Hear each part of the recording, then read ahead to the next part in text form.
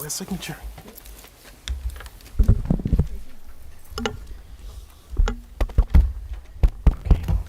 Will you all please rise for the Pledge of Allegiance? I pledge allegiance To the flag of the United States of America and to the republic for which it stands, one nation, under God, indivisible, with liberty and justice for all.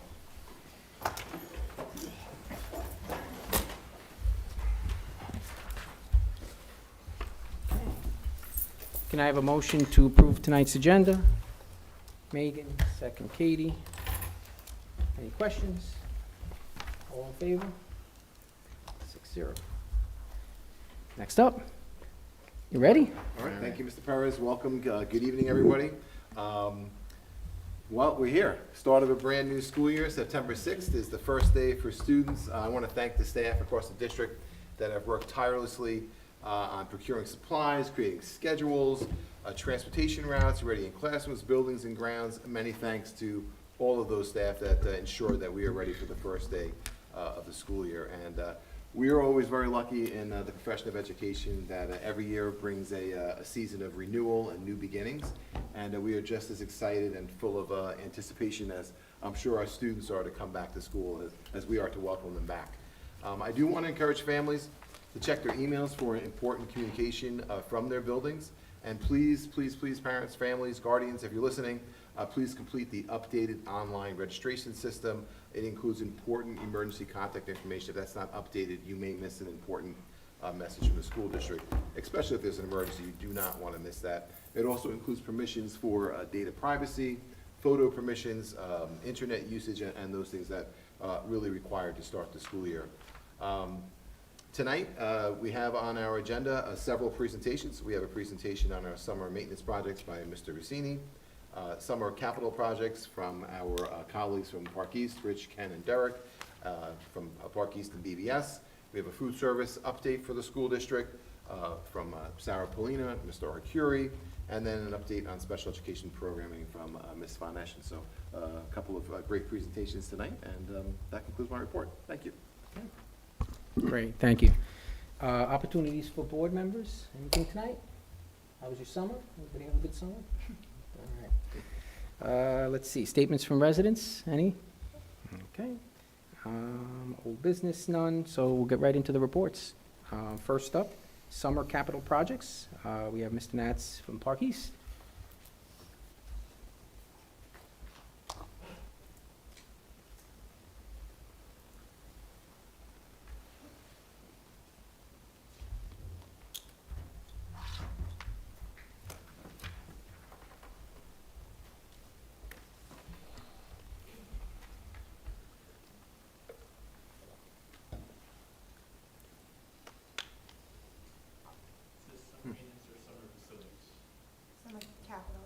Capital projects.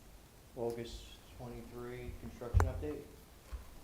Ours is titled Presentation of Qualifications to Provide Construction. That's the PDF or The- PowerPoint, whatever Yeah, that but is. if he's looking for something. Yeah, no, I know.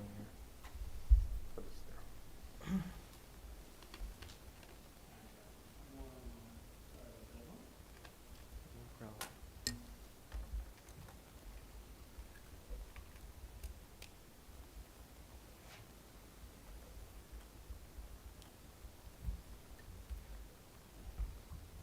That is it, thank you. All right, good evening. Thank you for having us tonight. A lot of great stuff has happened over the summer, and tonight's presentation is going to go through the program summary, the work progress for August, the work plan for September, and then some photos of the work that was completed in the month of August. So starting with the project summary, unit ventilator replacement at the high school and Wading River Elementary School, generator project at the high school, roof recoating at the high school, art room renovation at the high school, auxiliary gym renovation at the high school, and the amphitheater at the high school. Work progress for August with the unit ventilator project at Wading River. 17 unit ventilators were replaced with air conditioning. The piping and controls for the new UVs were completed yesterday. Installation of the new rooftop condensers were completed today. Flushing out of the existing hot water system was completed a week or two ago. Installation of the metal shelving was completed last week. Installation of the pipe chases and fin tube covers will be finishing tomorrow. Repair of the floors and walls was completed last week. Startup and balancing of new UVs, the manufacturer's startup is scheduled for tomorrow. Punch list and closeout documents, we just started the beginning phases of that, advising the contractors what documents they're required to submit. Moving to the high school univentilator projects, 5 UVs were replaced. They completed the piping and controls, also flushed out the existing water system. Startup and balancing of the new UVs was completed last week. And again, just starting the process for the punch list and closeout documents. The generator project at the high school, all of the infrastructure has been installed. We're just waiting on the generator itself. It's projected to come February of next year. Roof recoating at the high school. They completed the base coat, the top coat. All the solar panels have been reinstalled. They advised today that the panels are providing 99% output, and there's just a little bit of front-end work with graphics that has to be completed. The installation of the expansion joints will be completed this week, and the same status with the punch list and closeout, just starting that process.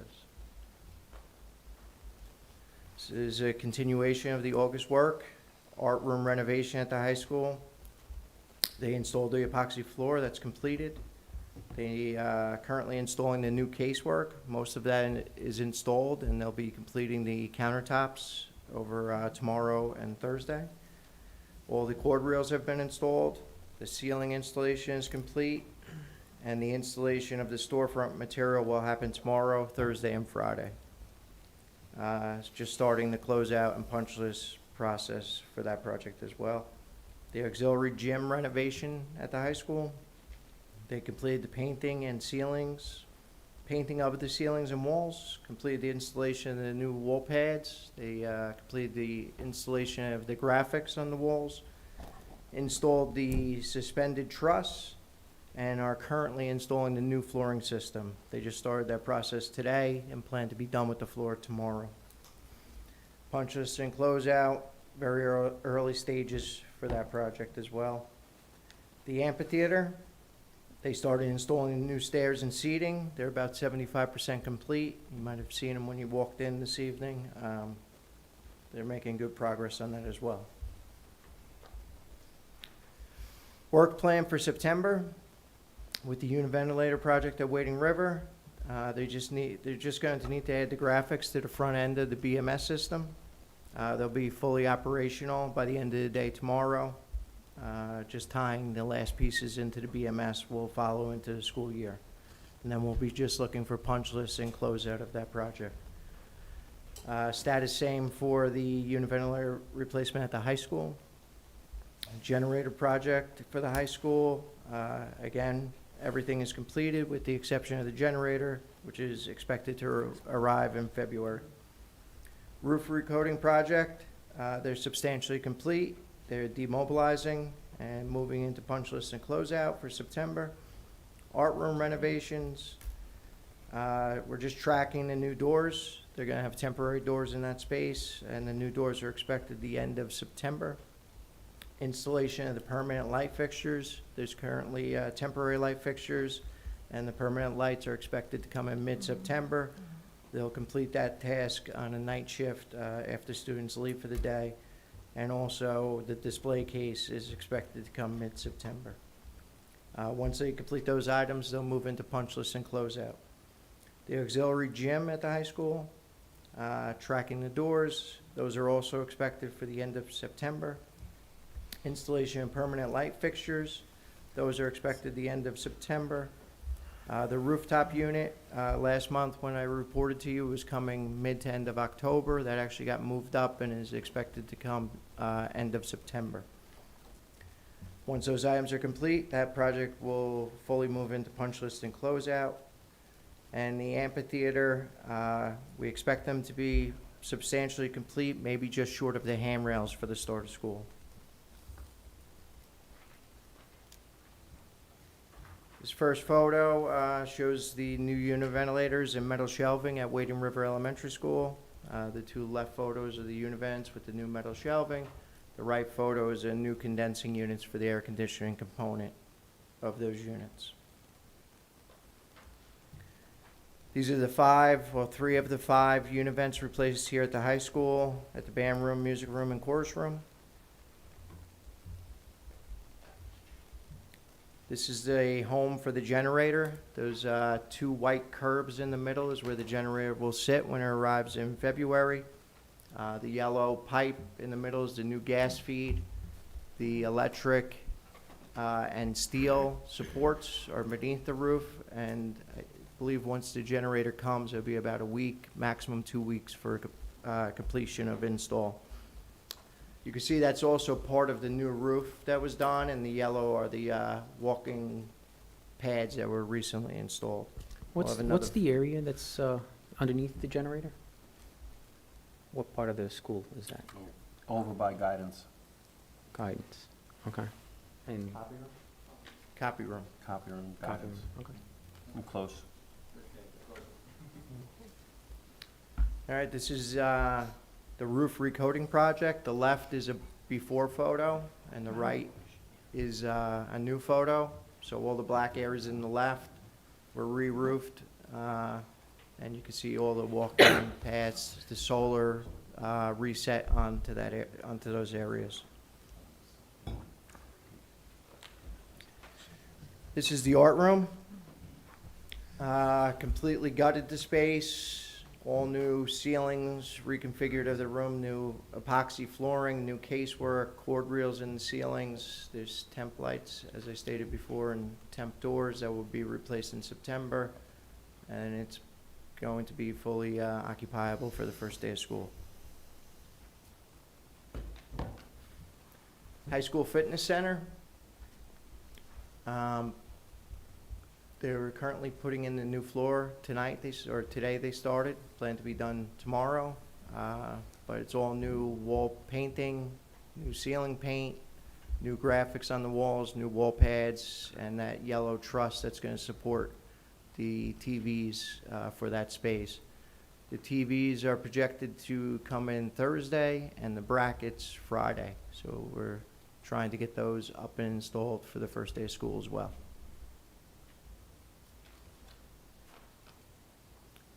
I believe this is the last slide, and this is the amphitheater. So a portion of this was built in phase 1. The steps leading up the middle in the left photo are new steps, and then this stacked stone to either side is going to be the seating. They'll eventually get a capstone that sits on top of that, and that will be the seating for that space. And that's the end of the report.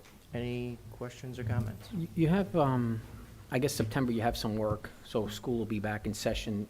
The only areas that are internal to the building that you'd have work being performed is really, is it just the art room primarily that we need to coordinate around? And the aux gym, they will be. And the auxiliary Be done gym. after hours or then days when we are off, Okay, or weekends. There is the slim possibility that when I have to do the lights inside the Physical Health and Wellness Center, that it could go into a Saturday, and where I would need the space. So we are gonna try to schedule it around it, but we are still waiting on the contractor to actually receive the actual fixtures, and then see where we are in the calendar. If it's very, very close to an upcoming break, I might just actually wait 2 extra days, 2 extra weeks. But there should be little to no impact on the instructional program for any of the open items. Doors, light fixture swapping, shouldn't have an impact at all. okay. Yeah, just the other question I had to have revolved around the generator. Guys, I'm assuming there was a vibration analysis done in terms of that operating. This is more so probably for BBS's question. Are we concerned with any vibration or noise? I mean, the location's good because it's below a copy room, but noise travels, so, or vibration travels. Yeah, I'd have to double check that for you, Henry. Okay. What the base of that generator is sitting on, but Logically, that would make sense, but I'll confirm it for you. Most likely vibration isolators or something, but they won't be, I guess the question really is, at the end of the day, we're not doing neoprene, we're doing some kind of spring isolation on That's them, what I would suspect, but I'll Okay. confirm it for you. Let me also point out How that often is it running? when, at least once a month, I guess you guys are checking it, right? You can run it off hours. Good. what I'm also saying is, the purpose of the generator, is not to keep school open.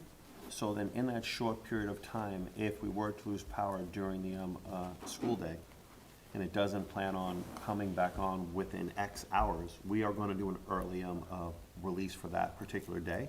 This is purely just to support the, technology infrastructure.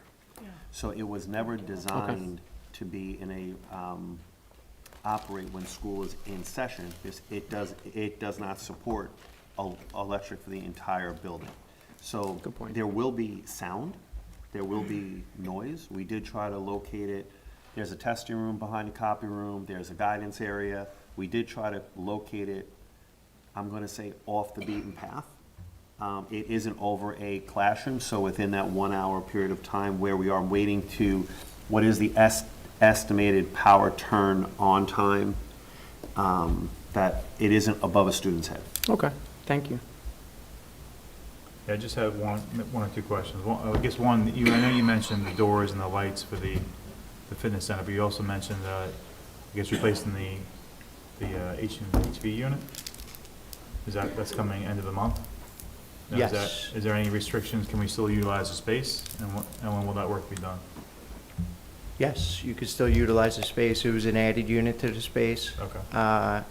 It's projected to come the end of September. All the infrastructure for that is also installed, the ductwork, the electrical. So once it arrives, it's probably a 2-day operation to set it, hook it up, and get it running. Okay. That's a rooftop unit? Yes. So the curbs are, it's already Curb is cut there, and- duct is to the curb, power's to the curb, Okay. gas to the curb, so That's just everything's. heating and ventilation, or that's cooling too? Heating and cooling, oh, okay. That's great. So we moved those units outside, now they're We did. above. So from a maintenance, for the folks that are doing maintenance, Mhm. they can get accessibility easy enough, right, to Yep, it? similar to Snopes. all the other rooftop units. Okay, great. And when are we expecting the equipment to be installed? September 1st? September 1st. Great. One thing I just wanted to say is to the Park East team as well as the BBS team, I've done a lot of summer capital projects. For some particular reason, this summer just seems to be ending a little bit crazier. And the support, the commitment to getting information, staying on top of contractors that don't want to give us any concrete info. The team has done an outstanding job, and I just wanted to recognize that because the way the year started out, I thought this was going to be a breeze week. It just seemed to be going great, and all of a sudden, everything just decided to, no, it's not here, yes, it's coming, yes, it's broken, yes, it's not here, it's going to be here. They've done a great job at it, though. I just wanted to say thank you to you, to the whole team. It like isn't an individual person, it's an entire team. Thank you.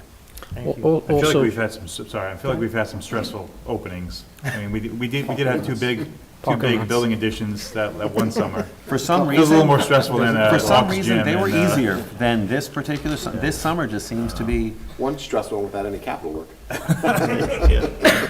Sorry, Darren. Well, yeah, thank you. I had the opportunity, I was here yesterday with Jerry, and I walked through, and the quality of the work, I mean, you guys are overseeing that, and it looks, looks phenomenal. It really is. Good to hear. I looked at the art room, and, what a difference. Probably, I know you showed the before pictures, and side by side, you see a humongous difference. We did talk about reutilizing previous, I guess, we have the artwork, cabinet right? doors. Okay. Do we have any plans for I'm that? just gonna say, we do have the cabinet doors. The Tracy and the design team laid out a space. And there was a display case that was supposed to be right when you come down the stairs to get to the two spaces. That is not here from Nickerson. It will not be here the first day of school. But we do have the doors, they're in Ernesto's possession, they will go up very, very shortly. We did keep all Okay, of the so that's still student the outlet plan, doors. yeah, Oh, that's- it's still, that's exciting. still definitely the plan. All right, great, thank you. Thank you very much. Thank you. You too, guys, thanks. Okay, we have another presentation, and I guess continuing along the same lines, the summer maintenance projects updates. These are from Ernesto Rossini.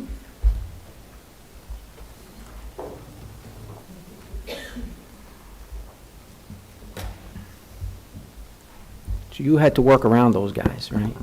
Your Around them folks. and with them. Well, thank you. It's really a proud moment to be up here tonight to give you an update on all the maintenance work that we've done all summer. I would like to start off by thanking the administration and the board for your support in our maintenance program. These projects would not be possible without that. And of course, the wonderful team on our Buildings and Grounds team that have so far worked very tirelessly to get to this point, and in the next week we'll be working even harder to cross that finish line. And of course, last but not least, our wonderful principal clerk who's here with us tonight that keeps the office running smoothly. So we have a wonderful team, and I believe we've been able to accomplish a lot in these short 10 weeks of the summer. So tonight I'll go over, we did some maintenance work, a bunch of projects at each of the 4 buildings. The project list is developed with the consultation of building level and district level administration. We factor in what activities are going to be going on at each of the buildings in the summer, what programs, so that there has to be a balance there to ensure that the buildings are being able to be occupied if they need to be.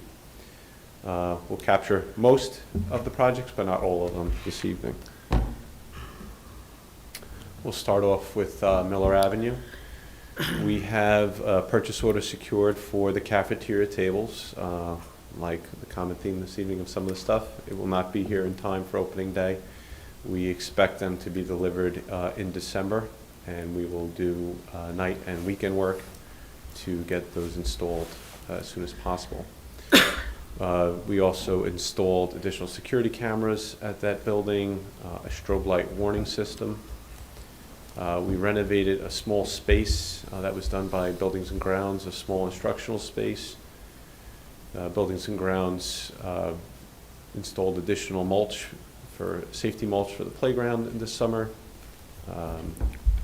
We had the gym mats replaced at that location. We did a steam trap replacement and repair program through National Grid at this location, and that was done at a zero cost to the district. And we are upgrading the fire alarm dialers to a cellular service at this location. So here's some after shots of the replacement wall pads in the gym. Very similar to what's already installed at the Wading River School. Playground with all the additional mulch. We'll jump now to the Wading River School. So the Wading River School, we are in the process of installing new exterior doors around the 4th grade wing and in the courtyard. That's slated to actually begin starting tomorrow and will be ready for the first day of school. Our Buildings and Grounds staff did a renovation to the faculty restroom. We had the gym floor and the stage floor refinished, and new game lines and a new logo installed. We, similarly at this location, we installed additional security cameras, installed a new strobe light warning system. Our Buildings and Grounds staff installed a mini split air conditioning system for the front office. Our Buildings and Grounds staff again did a repair work to the casework in the music room. And similarly here as well, we are upgrading the fire alarm system dialer to a cellular service. So this is what the gym looked like at the end of the school year. Took me a while to get that perspective. I didn't realize it was like on the stage Oh, you're I'm sorry, shooting want me to go out, back? right? Yeah, that's a good shot. It's not something you see normally. Yeah, the one on the right is, Yeah. I'm sorry, from the stage looking towards the main office, and the right is in the corner of, by the main entrance Yeah. towards the stage. Looks incredible. And this is the new game lines, the new logo, from similar perspective.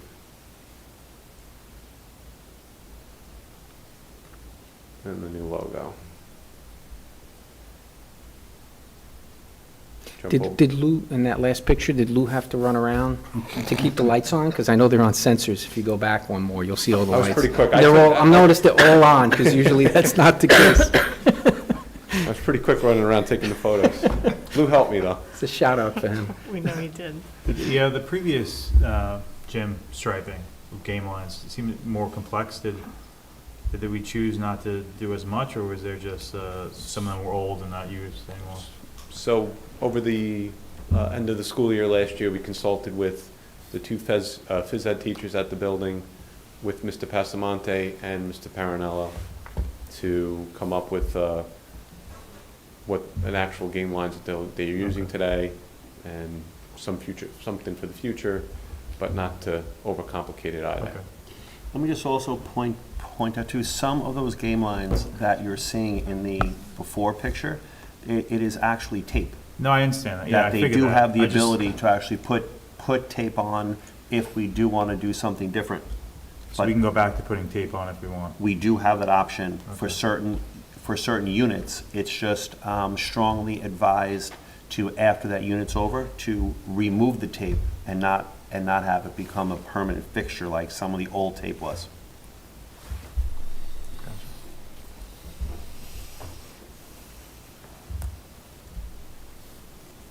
Jumping over to Prodell. In this location, we did 2 new backboard replacements in the rear gym to the clear acrylic style. We did a fairly extensive renovation in the locker rooms. We replaced the perimeter lockers in the boys' and girls' locker rooms to larger lockers to accommodate athletics. Our buildings and ground staff painted both spaces. We had an outside company come in and electrostatically spray the remaining lockers that were in the locker room that you'll see. And we also had a company come in and install replacement flooring in the locker room and installed a new epoxy floor. Like the other locations here, we installed a strobe light warning system, additional security cameras. We are in the process here as well of upgrading the fire alarm system to cellular dialers. Our buildings and ground staff have upgraded older style emergency lighting to newer style, and we're going around and replacing older style water fountains with bottle fillers here as well. And that's also done by buildings and ground staff. I So, thought they were new lockers when I didn't realize those were repainted, right? yes. So looks you'll great. see here, you Yeah. see here in the photo, the left is the before photos, before shot. The lockers along the perimeter are the ones that are replaced. And on the right is some of the new lockers and the repainted lockers, the new flooring. These are the new ones. Just another shot of the same space. And then you'll see some of the paint scheme here that was changed by our buildings and ground staff. Yeah, it looks nice. It's the rear gym, the new clear acrylic backboard. We jump over to the high school. These projects that I'll go over are all done by outside vendors. The athletic hallway flooring was replaced and new floor was installed with the new logo seal in it. The east doors, these are the doors that you get into by the Aux gym. There was a sidewalk there that was replaced to meet more current ADA standards. As you drove in this evening, you noticed the front entrance was repaved and new sidewalk was replaced. The front bus loop and the main lot in the front, we had sealed and restriped. The main gym, the hallway leading around the gym, and the lobby outside the girls' locker room, the ceiling there was replaced. Here again, we installed additional security cameras, a strobe light warning system. We did a decent size locker room renovation here as well. We had the locker room flooring here replaced by an outside vendor. The lower B wing ceilings were replaced, and the painting will begin tomorrow of the ceiling in the lower B wing by the academic corridor. The main gym got a paint job as well this summer, and the wall painting replaced. We mimicked the same paint scheme in the gym here as we have at the middle school. The music hallway, the ceiling there was replaced. The music hallway, the flooring was abated, replaced, and got its own version of the school logo. The school store was constructed and still in progress. We hope to have that wrapped up and plan to before school starts. The new sidewalk was installed between the visitors bleacher section in the stadium to the concession stand, and that's another effort to meet ADA standards. We did buildings and grounds with conjunction, the contractors did some work at the outdoor amphitheater, which is still in progress. Our two-way radio repeater here at the high school was repaired over the summer and is working much better than it did at the end of the school year. The solar array was repaired prior to the installation of the new roofing system. That was done in an effort to ensure that when the new roof is complete, we had a baseline to judge off of, and as you heard earlier, we're back at that point again. Here at the high school, we did the same type of project as at Miller. It was a replacement, repair of the steam traps, and again, There's here no was- pictures of steam traps? No. Can I get that? Thank you. Right. We're in the process of replacing the casework in room 221. And in the same space there, we did a flooring abatement and replacement. The stadium got a crash gate installed on it, in it for this school year. The technology room had a vision panel installed. It had a small instructional space off of the larger instructional space. We had a vision panel installed there, and they're going to get a exiting door that'll get installed later this week. The tennis courts, the surfaces were repaired there. Similar here, the fire alarm is getting upgraded to a cellular dialer, and the varsity the varsity softball dugouts are in the process of being repainted. This is a list of projects completed exclusively by buildings and grounds staff here at the high school. The athletic hallway was painted. The main plaza, as you walked in this evening, had some planting and refurbishment. The gym lobby lighting was replaced by buildings and grounds staff. We did a good portion here of the locker room renovations here at the high school. Our buildings and grounds staff replaced the ceiling, the lighting, and did all the painting in that space. Lower B wing, they replaced the lighting in conjunction with the contractor ceiling replacement. They replaced the ceiling section in lower C wing and did the lighting there as well. The music hallway, they repainted that, and we had to relocate the Peace Garden. So here's some after shots of the athletic hallway. They got the new flooring, the school seal, and the 3-color paint scheme.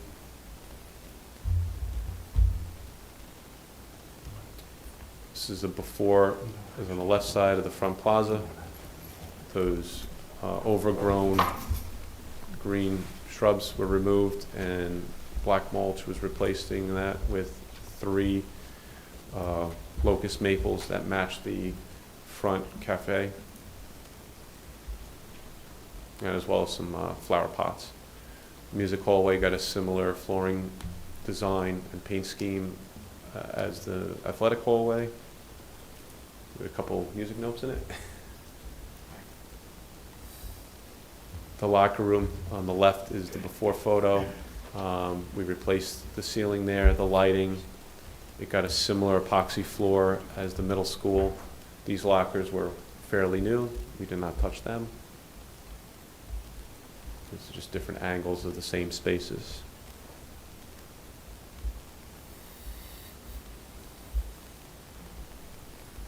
The main gym was fully painted and got refurbished wall pads. So the wall pads were mostly in decent shape, and we had them recovered and replaced where necessary. The left is the before shot, and the right is the after shot. The ceiling and the ductwork were also painted as part of this project.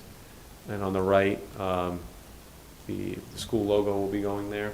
It'll come later this week. And we'll get 3 of them in that space.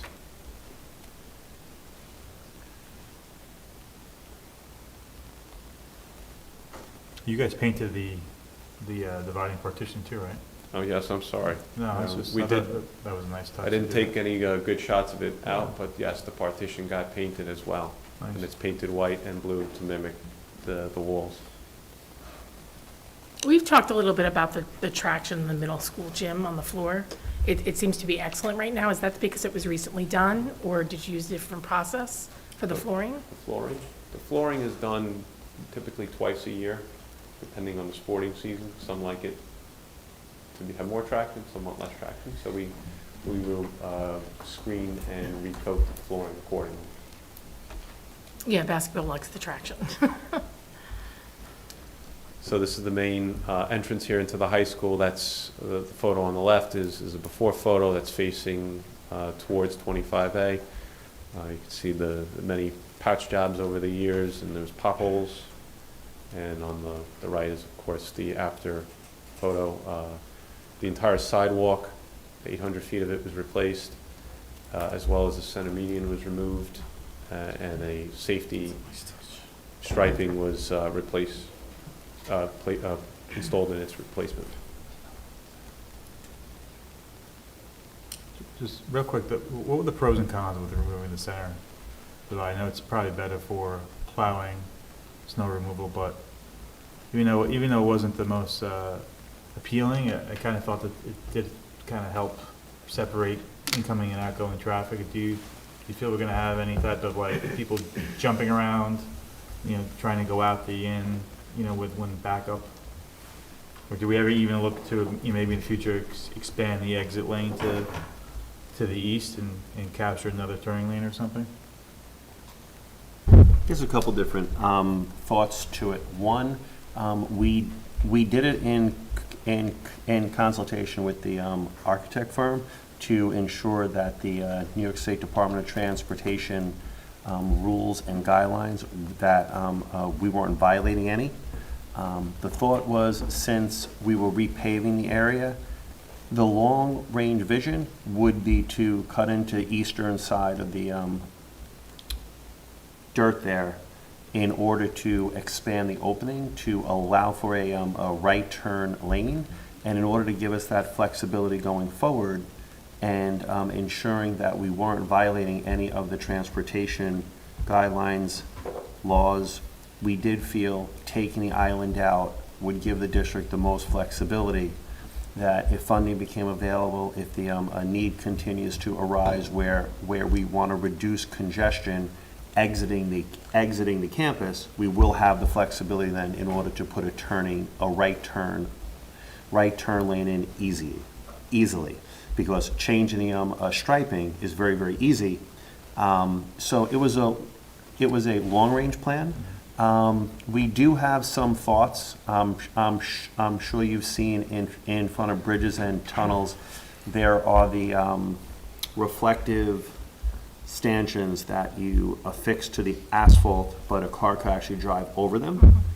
It will allow for a more visible barrier, but it will not do damage to a car if we are starting to see people not appropriately following the striping.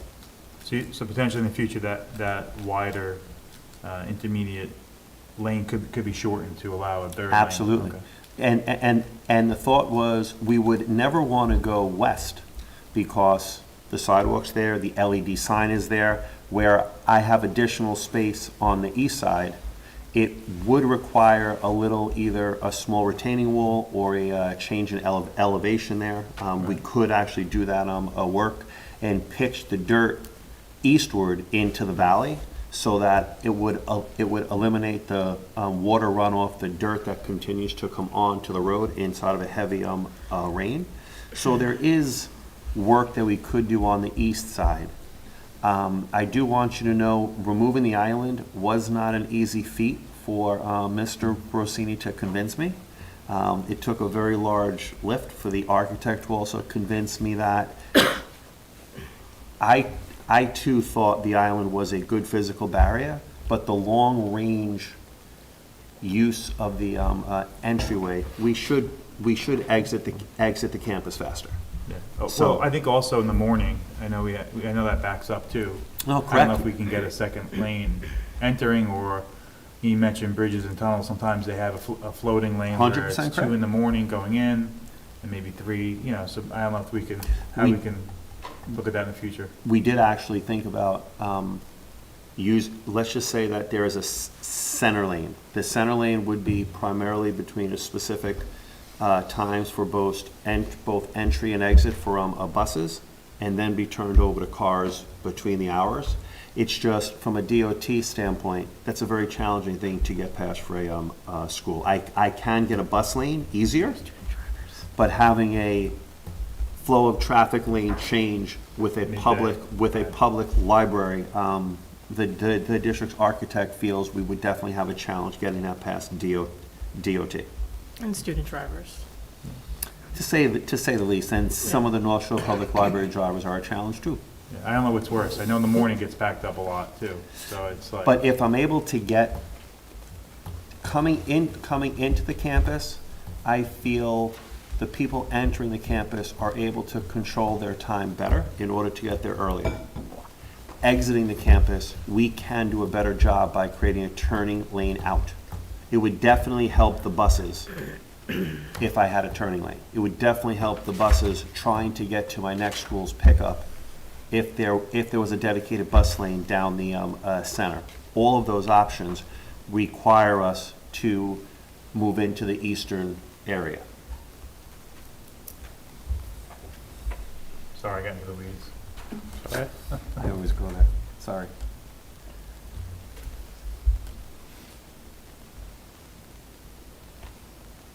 So the next project here we completed at the high school was to reseal and stripe the main parking lot and bus loops. So this picture is courtesy of our friends from Park East and their drone. Were they able to keep the same number of striped parking spots? All of that still is constant, right? Yeah, we consulted with Mr. Pugliese and Mr. Holonia, and we kept the same parking scheme, numbering. We actually considered a full redesign in order to eliminate some of the traffic nuances that we have been experiencing. As opposed to the head-in straight parking, we try to angle parking lot. We did try a number of variations in order to reduce some of the aisles that cars are jumping through to get out of the parking lot quicker. But all of those redesigns, similar to our initial design of the parking lot, resulted in less parking spots. So that was explored this time. Mr. Rossini explored that, working with Mr. Pugliese and the architect as well, to see could we do something different now that we've lived with the parking lot layout. And we need the number of spots, so we were unable to do something a little bit more creative. But if the public library ever does leave, I do have a different design there that, again, we would seal the driveway, cover up the lines, and then stripe it. Mr. Rossini came up with a different pattern that would definitely reduce the ability for these cars to rocket down these aisles. But I need less parking spots from our tenant. Did we change out the parking signs too? I know some of them were faded over the last, did they get all? So I've ordered them, and they're on their way, so Alright. we'll finish changing the rest of them out. I think the only ones we have left are from our tenant, the public library. Like Mr. Akiri said, yeah, we did explore changing the layout to an angular design, but at its best, we were still losing 20-something spots, so it just wasn't feasible.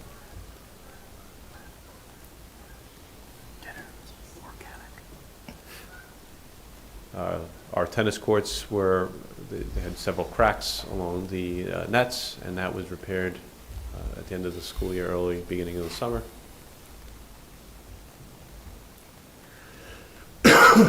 the sidewalk for ADA compliance was installed at the stadium between the concession stand and the old concession stand, or towards the visitors bleacher there. So now there's one clear ADA compliant path to connect both spaces. Any questions?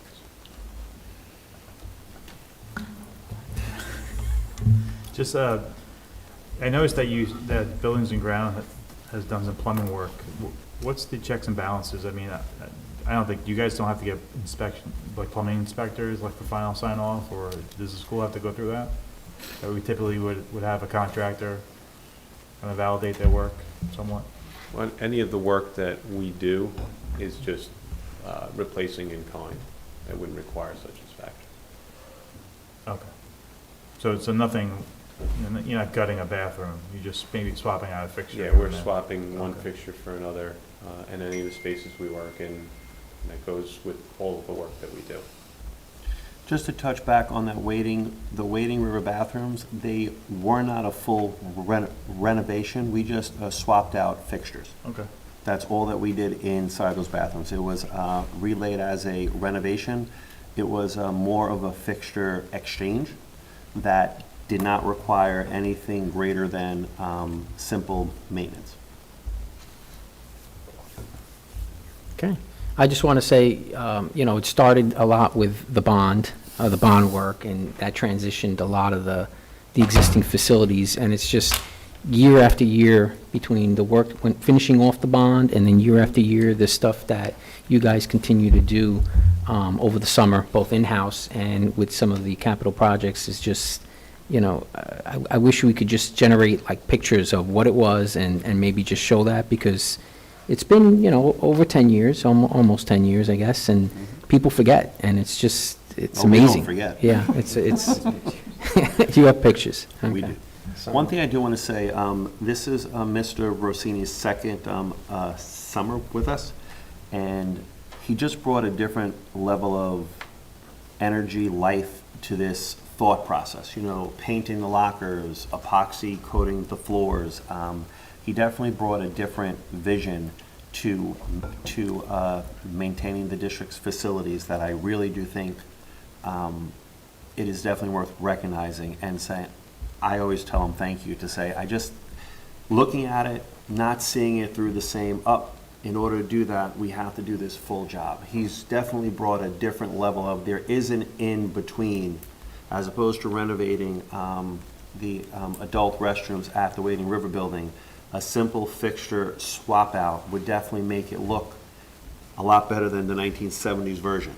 And I just wanted to definitely say thank you. Much appreciated. Thank you. You definitely save us a lot of money too. We have to sign off, and rightfully so, on all of the dollars associated with these projects, and your level of efficiency is definitely notable, and then the talent of your staff that you're managing is quite evident too. So thank you for that. That's appreciated. Thank you. And the You do grants. a wonderful job. And the grants. You keep finding us grants. Yeah. That's another win. We'll keep trying. Free steam traps. How could you go wrong? I'll bring you a picture. of one. Thank you. Thank you. Okay, next presentation up is the special education and student mental health updates. Ms. Von Eschen.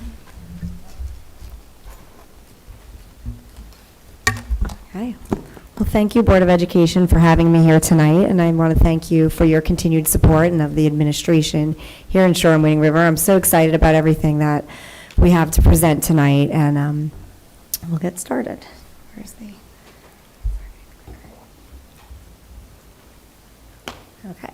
So here is where we are and where we're going. We're going to talk about special education and all things, pupil personnel services, kind of by the numbers. We'll talk about Wildcats with Character and SEL, our MTSS and Branching Minds, and our program goals, just to give you a little overview. So here we go.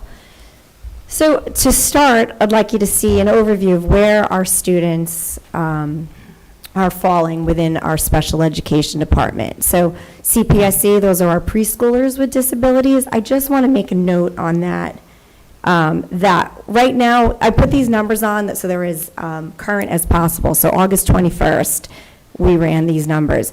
CPSC is usually about double, but that's because the 5-year-olds just went into kindergarten, so they're accounted for kindergarten. So throughout the year, we'll pick up the 3-year-olds that are just becoming CPSC students. There are only 2, becoming 3 right now, maybe coming out of early intervention. So throughout the year, if I was to show you where we are at the end of June, we're usually about double that number. Does that make sense? The rest of the numbers is, I wanted you to see where we're entering the school year. So we have 70 students at Miller Avenue, 82 at Wading River, 72 at Prodell, the high school 97, which makes sense because we go all the way up to our 21-year-olds at the high school. So we're encompassing 4 grades plus our students that are 18 to 21 that we keep for our RISE program. And then that final column is students from other local districts who pay tuition for their students to attend our programs, which is really a nice number and something to be, really proud of, that other local districts and parents want their children to be here with us. So we're always proud of that number. On the right-hand column, we're looking at our 504 students. I won't read the numbers to you, but CPSC, you'll see we don't have any, and our out-of-district students wouldn't have any, but you can see the rest. All right, so our graduation rate, we are beyond proud of 97% graduation rate. So this is looking at our June numbers. All of our students that graduated with special education needs graduated with Regents diplomas, minimally. And of those students, 20% of them graduated with advanced Regents diploma or advanced designation. So this is a slide that we want to just take a minute because we're very proud of our students because it's a lot of hard work that goes into that from our staff and the kids themselves.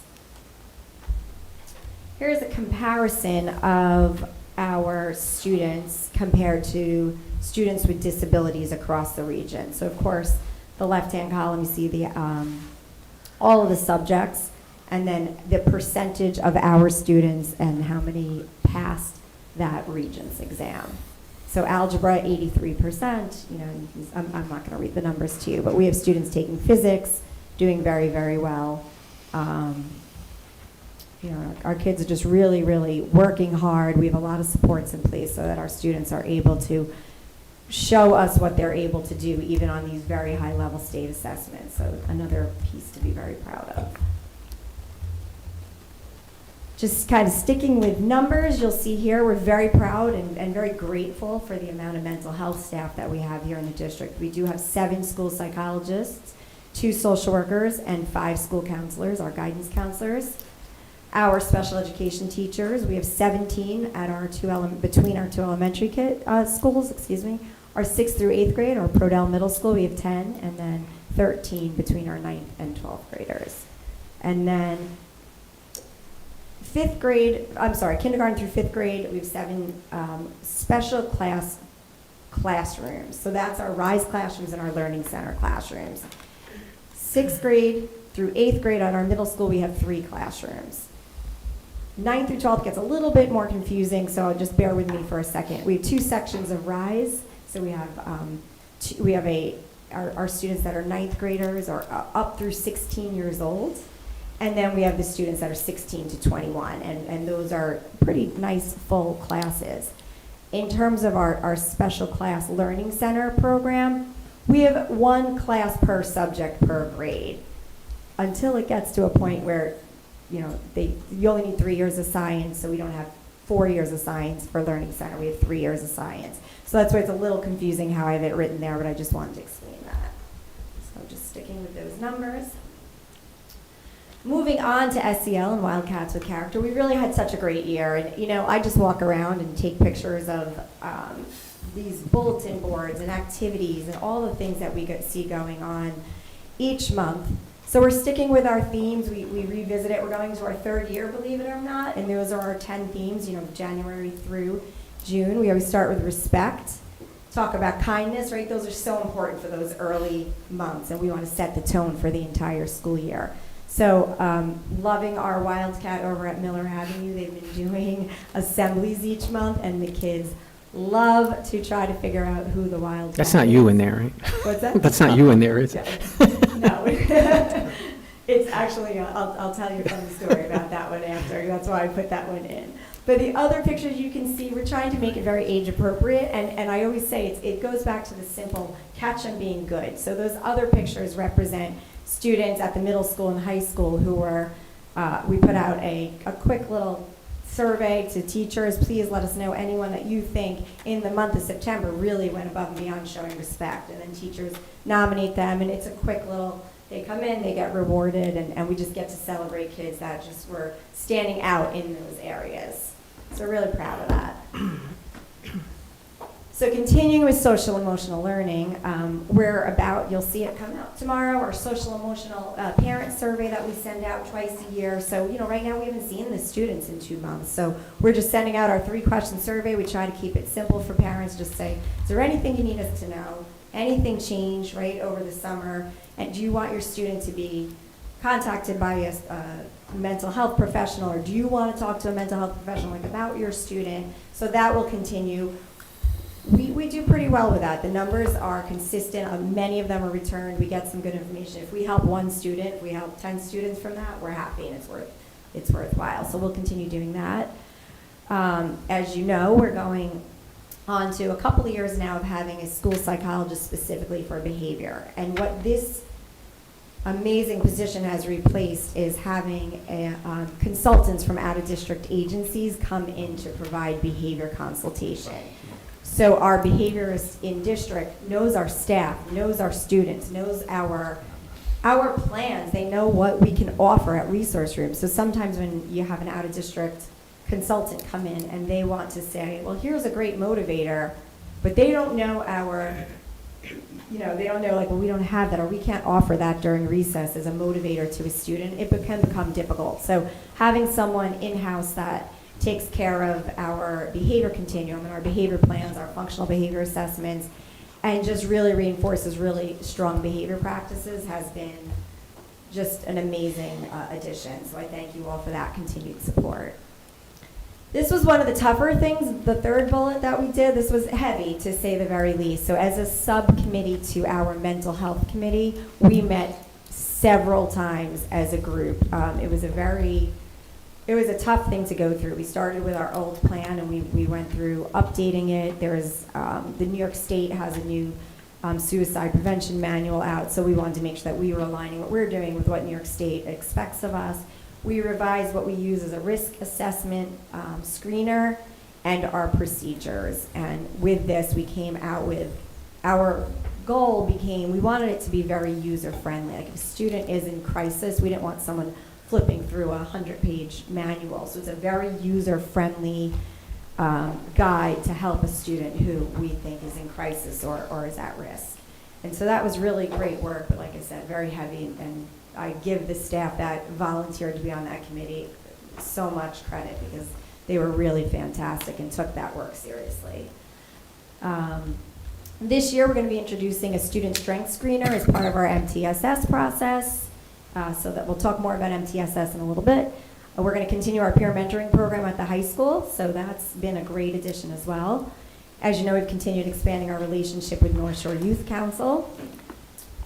We are conducting a social media awareness parent night this fall. We have a date of October 3rd for that meeting, so you'll get more information about that, but kind of hot off the press, we're excited to really dive into how we can help students understand social media, be aware of what's out there, and how also to emotionally deal with some of the outcomes of what, that's a tough one, right? Because it's so far out of our control, and the social media that students have available to them is changing so often, right? So I know as parents, we're trying to stay on top of that.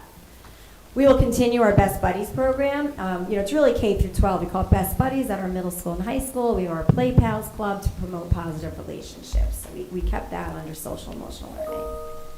So if you go on the website, it's mental health and wellness is how we have our page listed. Here's an example. I gave you the 6th through 8th grade. When you go on that page, if you click on this picture, it'll bring you to every school. Obviously, this is not updated. This how you'll see some staff members. What we do at our first mental health meeting is we go through this, and it becomes how we determine what we're continuing with, what we're changing, what worked last year. So we go through this in depth. What do we want to continue? What do we want to grow on? So this becomes the working document of our first mental health meeting of the year. And then we reproduce this and then share it with the community. So you can find that on our website. Moving on to MTSS and Branching Minds. I'm really excited about this. There's already great things in place in the district, so we're just building on what's already there. So what is, MTSS, or a multi-tiered systems of support? It's just that, it's a tiered system to support students, right? So it's figuring out exactly what a student needs so we can help them. As I said, we're expanding on RTI. RTI is primarily academics. AIS is primarily academics. And we've determined that we need to look at a whole child, right? That's part of our vision statement. We know that when we look at a student, we have to look at all aspects of them to help them get the right support that they need. So a student might be failing the class, but maybe it's because they're uncomfortable in the class because of any sort of situation. So it might not be the content, it might mean that they need maybe to speak with someone, maybe they need a mentor like I mentioned. So this is going to be a way of looking at all that information together to determine a whole child perspective on what children need. So the essential components of an MTSS support system is screening. We already do that. We have universal screeners. Multi-level prevention system. So we're working on just taking what we already have, which is already amazing, and growing it and defining it a little bit better. Progress monitoring assessment. So once a student is in a tier or receiving a service, how do we know it's working? We don't want to go 12 weeks before we're like, oh, maybe that wasn't the right thing, right? So you have to progress monitor every couple of weeks to make sure that we're on the right track. And if you're not, to go back to the drawing board and change the intervention or increase, decrease. There's a lot of different things you can do. So we're taking that very seriously. And that's our data-driven decision making. That's what we mean by that, taking all those pieces together. So we've been very proud to have Branching Minds, which I'm going to talk a little bit more about, I think, in the next slide. At our elementary buildings, and this year they're going to be, that program, that platform is going to be moving to our middle school and high school.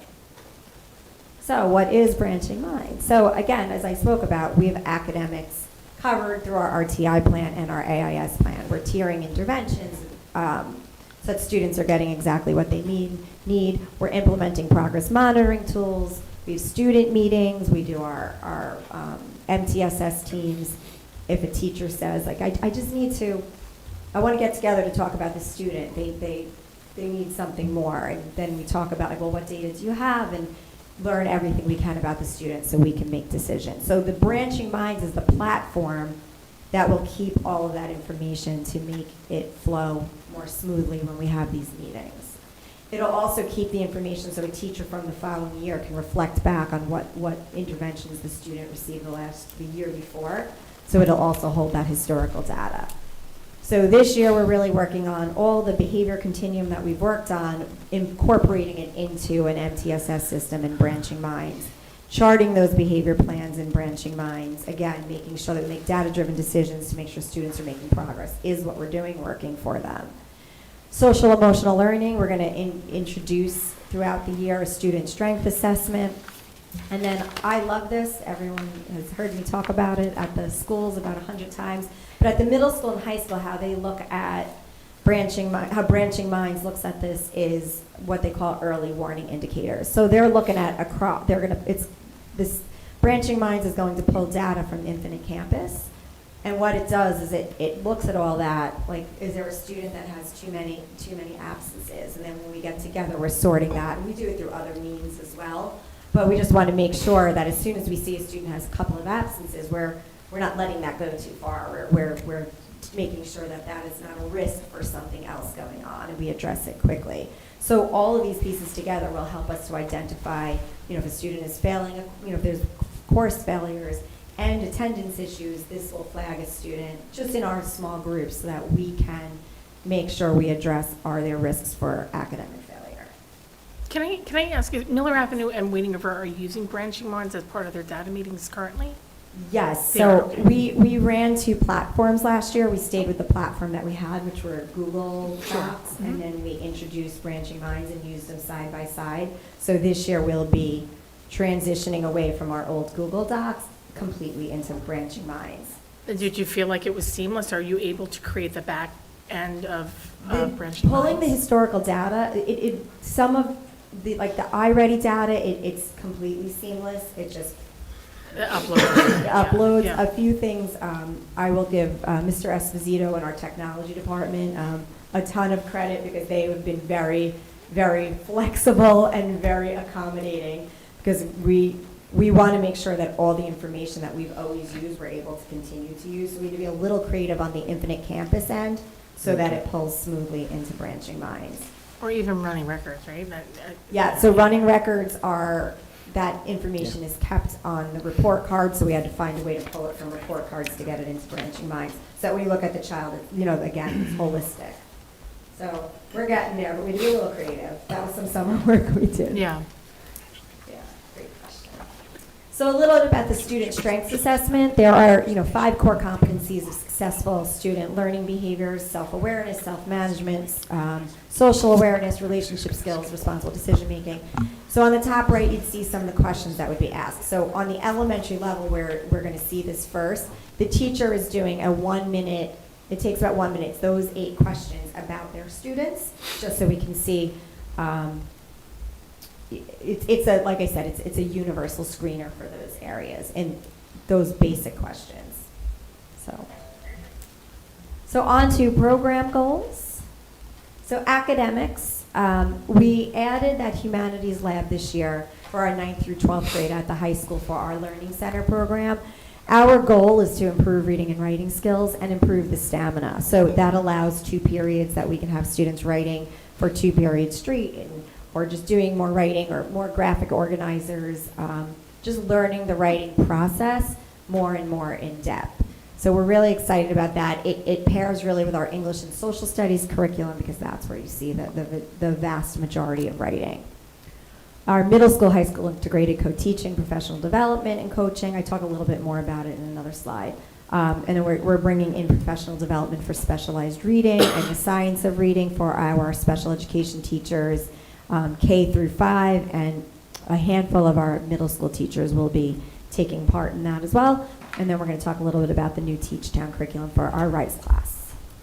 So our ICT professional development started today. We started last year. We've been doing this for a year. We kicked off this new school year again with an administrative leadership training. We spent 3 hours with Beth Lacretz and Denise, who are our 2 trainers, and it was amazing. We're just talking about inclusive education and all the ways that we can bring, just do all these things. So we're doing a model where there's specific professional development and then there's also classroom coaching. And this year we'll be both in our middle school and high school doing this.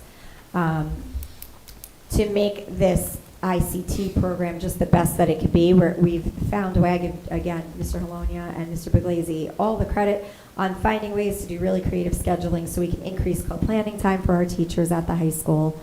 And in this instruction for our students, you're going to see an increase in specialized instruction. And how that happens is by focusing on these models and providing more small group instruction. So that's the goal. It's just looking at that student-to-teacher ratio and providing really good instruction in small group. And that's what we just keep coming back to. So the specialized instructional practices and the universal design for learning to meet the needs of all learners in the classroom.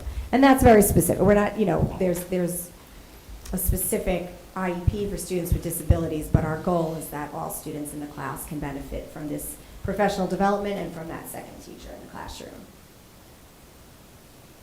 So our RISE program and post-secondary transition, I put those together and I try to explain why, but this is a picture I just wanted to share. Our program for our unified basketball, I think it's the biggest program in Long Island. I mean, the energy at those games, I know a bunch of you have been there, but this just says it all right here. So I just wanted to share that for a minute. So what's new and exciting in our RISE program? This year we're introducing Peer Mentor Spanish at the high school. There's going to be a cultural perspective of that works with their social studies curriculum. So that's going to be a great one. We actually had so many peer students that have wanted to join as peer mentors that we had to finally say, like we had to shut it down at some point. So we didn't know how this was going to go, and we were overwhelmed with the amount of students that wanted to join. So that was wonderful. As we talked about, the high school store is going to be a game changer. We've talked about this for a long time, and the skills we'll talk about in a minute that I think that the students are going to benefit from in that school store is just monumental. As I said, we introduced basketball, and it was a huge success. We're introducing bowling this winter, so we're excited for that. We're hoping that we get just as much excitement about unified bowling. We're going to continue elementary play pals, middle school, high school best buddies, and there's SEPTA has been such a great partner in that, in getting so many great projects and activities off the ground for those groups. So I'm so grateful for SEPTA in that way. And then the Teach Town curriculum and transition coordinator. So Teach Town, we piloted this last year. This is an amazing program because it is so accessible to students on so many different levels. So when you look at the growth students can have on a specific skill, the data is collected for us through an ABA approach, through adapted curriculum, through blended learning, meaning that it's hands-on at times, there's teacher-led lessons, there's technology-facilitated lessons. It's everything that we would have wanted to put together ourselves, and we found really a exceptional program that was able to do this for our students. So this is a K through 21 continuum for our students, and the goal of it, if you look at that very last bullet, is the most important thing, right? So the focus of Teach Town is to first teach the skills in isolation, practice them, and then go generalize it wherever it's supposed to happen. So if you can do it in isolation, but you can't take that skill into the real world, then we haven't completed our job. So that's what I really have loved, and the teachers have really loved about this curriculum. I'm so grateful for, again, the school store as a transition-related activity for our students. So that's where we're going to get to generalize a lot of those skills, right? So short-term, long-term goals for our students when they're working in the school store, of course, we're always looking to improve vocational skills, navigate the workforce upon graduation. That's the ultimate goal. Generalized communication skills in a real-world setting. Count money, make change, follow directions, inventory, set prices for items, create sales. I mean, it's endless, but the main goal is to prepare for jobs outside of school in the community. So we do it here in our nice safe haven so that our kids are prepared to do it elsewhere. So the ultimate goal right there. And we have an addition of a transition coordinator this year. That's one of our special education teachers who part of his day he will be teaching, and part of his day he will be our transition coordinator. And I think this is going to be a real game changer for our students and our families of students with disabilities. So our transition coordinator will analyze and promote the importance of student self-determination, student decision-making in their future. There's 2 sections of the IEP that really focus on transition. So measurable post-secondary goals and transition needs, and then coordinated set of transition activities. Those are not just there just to, fill in a couple of boxes. We really need the person behind that to help students fulfill what goals they've put into that area, to help them be part of creating that section of the IEP. So that is where our transition coordinator will come in. Again, it's not just putting it on paper. Now that person will help us to put those things into action. So we're really excited about watching this position develop. The population served will be all students with IEPs from 14 to 21-year-olds, but then I'm excited about what we can do for RISE families, for students that have more significant disabilities that really need some help, maybe getting some outside resources. The world of getting into OPWDD is very, very difficult. I follow a lot of resources on it and just have connections with families here that tell us just how difficult it is. So we want to be a partner to families, and especially in that way. And then we already do so much with Access VR, but our transition coordinator will take a role in helping all of our students as they exit high school to have a connection with Access VR, because again, that's post-secondary supports for all students leaving high school if they have any sort of disability, including 504 plans. It can be for college-bound students as well as students leaving us to go into the workforce. Just had a question about that last bullet in the transition coordinator. You have presented at SEPTA meetings on OPWDD and Access VR on multiple occasions, and that information is so valuable, but sometimes it gets lost. Just there's not a lot of attendance, and then so is this person going to be able to maybe utilize some of that information and try to figure out a way to provide that just that initial education to families? Yes, on exactly. whole? So, our vision is more for more access maybe during the school day, or, sometimes maybe it's difficult for families of students with disabilities to Yeah. get to a meeting at night because their children are home and they need to be home with their children. So what can we do during the day? So exactly to your point. And then really, we need someone in the district, and of course I'll be that person along with our transition coordinator, but that has connections to people at OPWDD and really knows the questions to ask or who to go to when a family is stuck. So we'll definitely serve that role.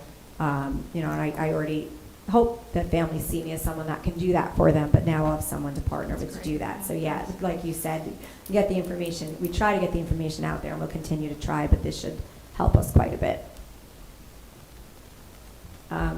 I already referenced SEPTA once, but they are amazing. I'm so grateful for our SEPTA. The Special Ed Department is so excited to continue the partnership with the amazing parents and families, and work toward a really great school year. And yeah, we're looking forward to a great school year. With so much going on, and I thank you all so much for your support, and let me know if you have any questions. Thank you. SEPTA, I think, had like record-breaking membership last year, and so the leadership has always been tremendous and such a huge resource for our community. But the new leadership has definitely taken it to a new level in terms of normalizing membership to all students and to all families, and really, the old leadership said, it's our hope that you take to social media. That's not an area that we had ever gone, and they really have, and so, just want to echo that. This I'm hoping this year we have more record-breaking membership, and it's just a great connection between your department and the community, for sure. This was a great presentation. I mean, it's a snippet of so many little things, so many tasks and activities that are happening, and, it really brings the curtain out and kind of shows a little bit more. So hopefully, and I'm sure you will, you'll share this presentation with SEPTA at some point in the future, Yes, I would right? love to, And obviously, yes. you're in contact with them, but it's just a lot of work, amazing work. Thank you. It's exciting. It's fun. It's very rewarding. So thank you all for your support. Thank you. Thank you. I'm sorry, Tracy, I have one more question regarding, you had mentioned, outside the presentation, just one of the goals of taking a look at resource room at the middle school Yes. too. Do you mind just touching a little bit about like some of your vision for resource room and like what's happening at the middle school and keeping that? Yes, so I think that goes hand in hand with some of the training that we're doing through ICT. So, and I say that being that my vision in a lot of the professional development, or my goal in a lot of the professional development, is making sure that we have specialized instruction, right? So it's not more of the same. It's not a homework period or a study hall period. It's understanding that that student has maybe a skill deficit, right? And whether that be something that in middle school is tough for a resource room, right? In high school also, because sometimes the kids come in very self-directed and they're like, but I didn't do my homework for the next period, and they're like in a panic mode, So the teacher has to be able to direct them back to say, we're really here to work on the goals on your IEP and get that student to be, independent and learn those skills. So our focus this year is really on specialized instruction, meaning how do you change what are you doing differently as a special education teacher than the general ed teacher did to bring that information to the student? Maybe it's scaffolding, maybe it's, maybe it is graphic organizers, but it's really that presentation that's a little bit different, that, additional guided practice. So we're really working on what I talked about. I didn't have it in here, and, you probably heard me talk about it before. We've been working on measurable annual goals too, and how do we make sure that our IEPs reflect goals that are something that are going to help the student progress in that following year. So that comes into it too. Like a good program needs to start with a solid IEP with solid goals. So I'm excited to work with the teachers on that. Resource room we haven't had a ton of resource room kids at the middle school, but now it's becoming, a little bit more common, so we're excited to work on that. I don't know if I Yeah, answered no, it. that's great, Is thank that you, okay? thank you. Just for any parents that may be looking at the presentation and trying to see what that new professional development may yield, in Yes, in absolutely. time. All about specially designed instruction and getting the kids what they need. All right, thank you. Thank you. Yeah, thanks. Really excited for the school store to open. Yeah. Awesome. Thanks. Okay, so we have one more presentation tonight. You know what? Maybe we can just change the order of the agenda if you guys are okay, and just move on to the Board of Education resolutions real quick. You guys don't have an objection to that? We've got a couple of people here today that I just want to move up the agenda for them. Do you have to get a change? How do we do that? Yeah, so I guess I'm just gonna make a motion to, to amend the agenda. First motion, Katie, second? Thank you. All in favor? All in favor? Who was the second? Megan. All in favor? 6-0. Okay. So we're going to start off with the Board of Education resolutions next. Just wanted to know if we can take it as a block. We got 9 of them. It goes 23-24-17 to 23-24-25. Can I have a motion? Rob, second. Jim, any questions, discussions? All in favor? 6-0. I'd like to thank the Wildcat Athletic Club and Ms. Bettenhouse for presenting these generous donations. As always, the Wildcat Club is there in support of the district, and we really do appreciate that. I'll just add on, as you said, a couple of amazing donations. The 4 65-inch flat panels for the brand-new health and fitness center at the high school are going to really engage and inspire students in it, so thank you for that. And really, really, really an incredible donation. And both these donations are just about $10,000. Really a donation to have the health and fitness center open through community programs on about 35 Saturdays across the school year for 3 hours at no charge to high school students over at the high school. So that is it's amazing to have that brand new space open on a Saturday and have it funded by a generous donation from the Booster Club. So thank you to the Wildcat Athletic Club. Thank you, Gene. You want to say a few words?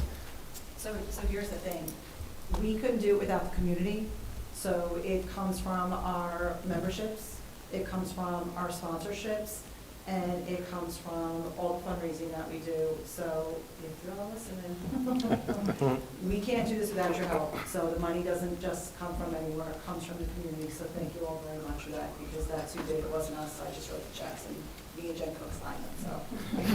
Thank you. Thank you. Thank you. Gina, can we get a quick picture with you? We can. So can we wait until the TVs are up in Fitness Center? Yes, we can. Yeah.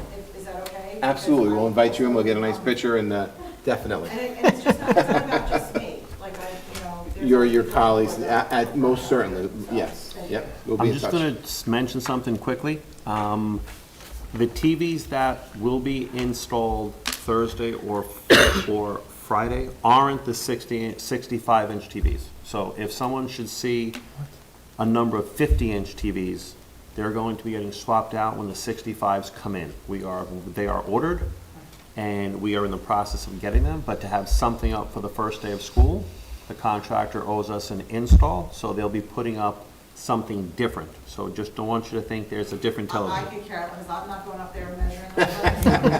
But I know there might be others watching. I just want to make sure we all understand. Yeah, well, the transparencies, Just real quick, Jared, can you just maybe, I don't know if this is the time to go deeper into the Saturday morning Just the vision of the district and, you know, who has is it just high school students? Could it be middle school students? And how, It's what's the gonna- process? It's going to start with high school students. It'll go through community programs.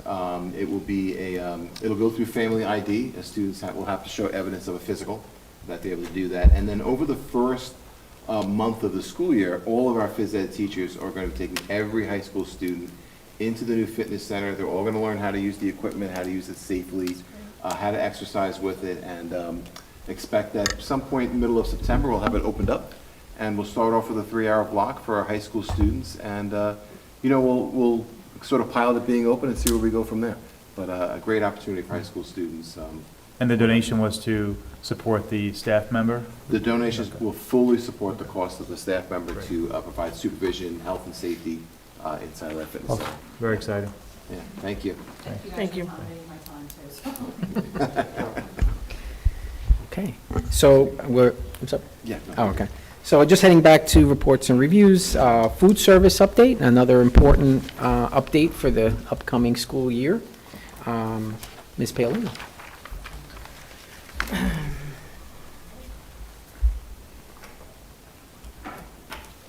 And to assist, Mr. Curie. Good evening. Thank you, Board of Education, thank you, Administration, for having me tonight to present this program to you.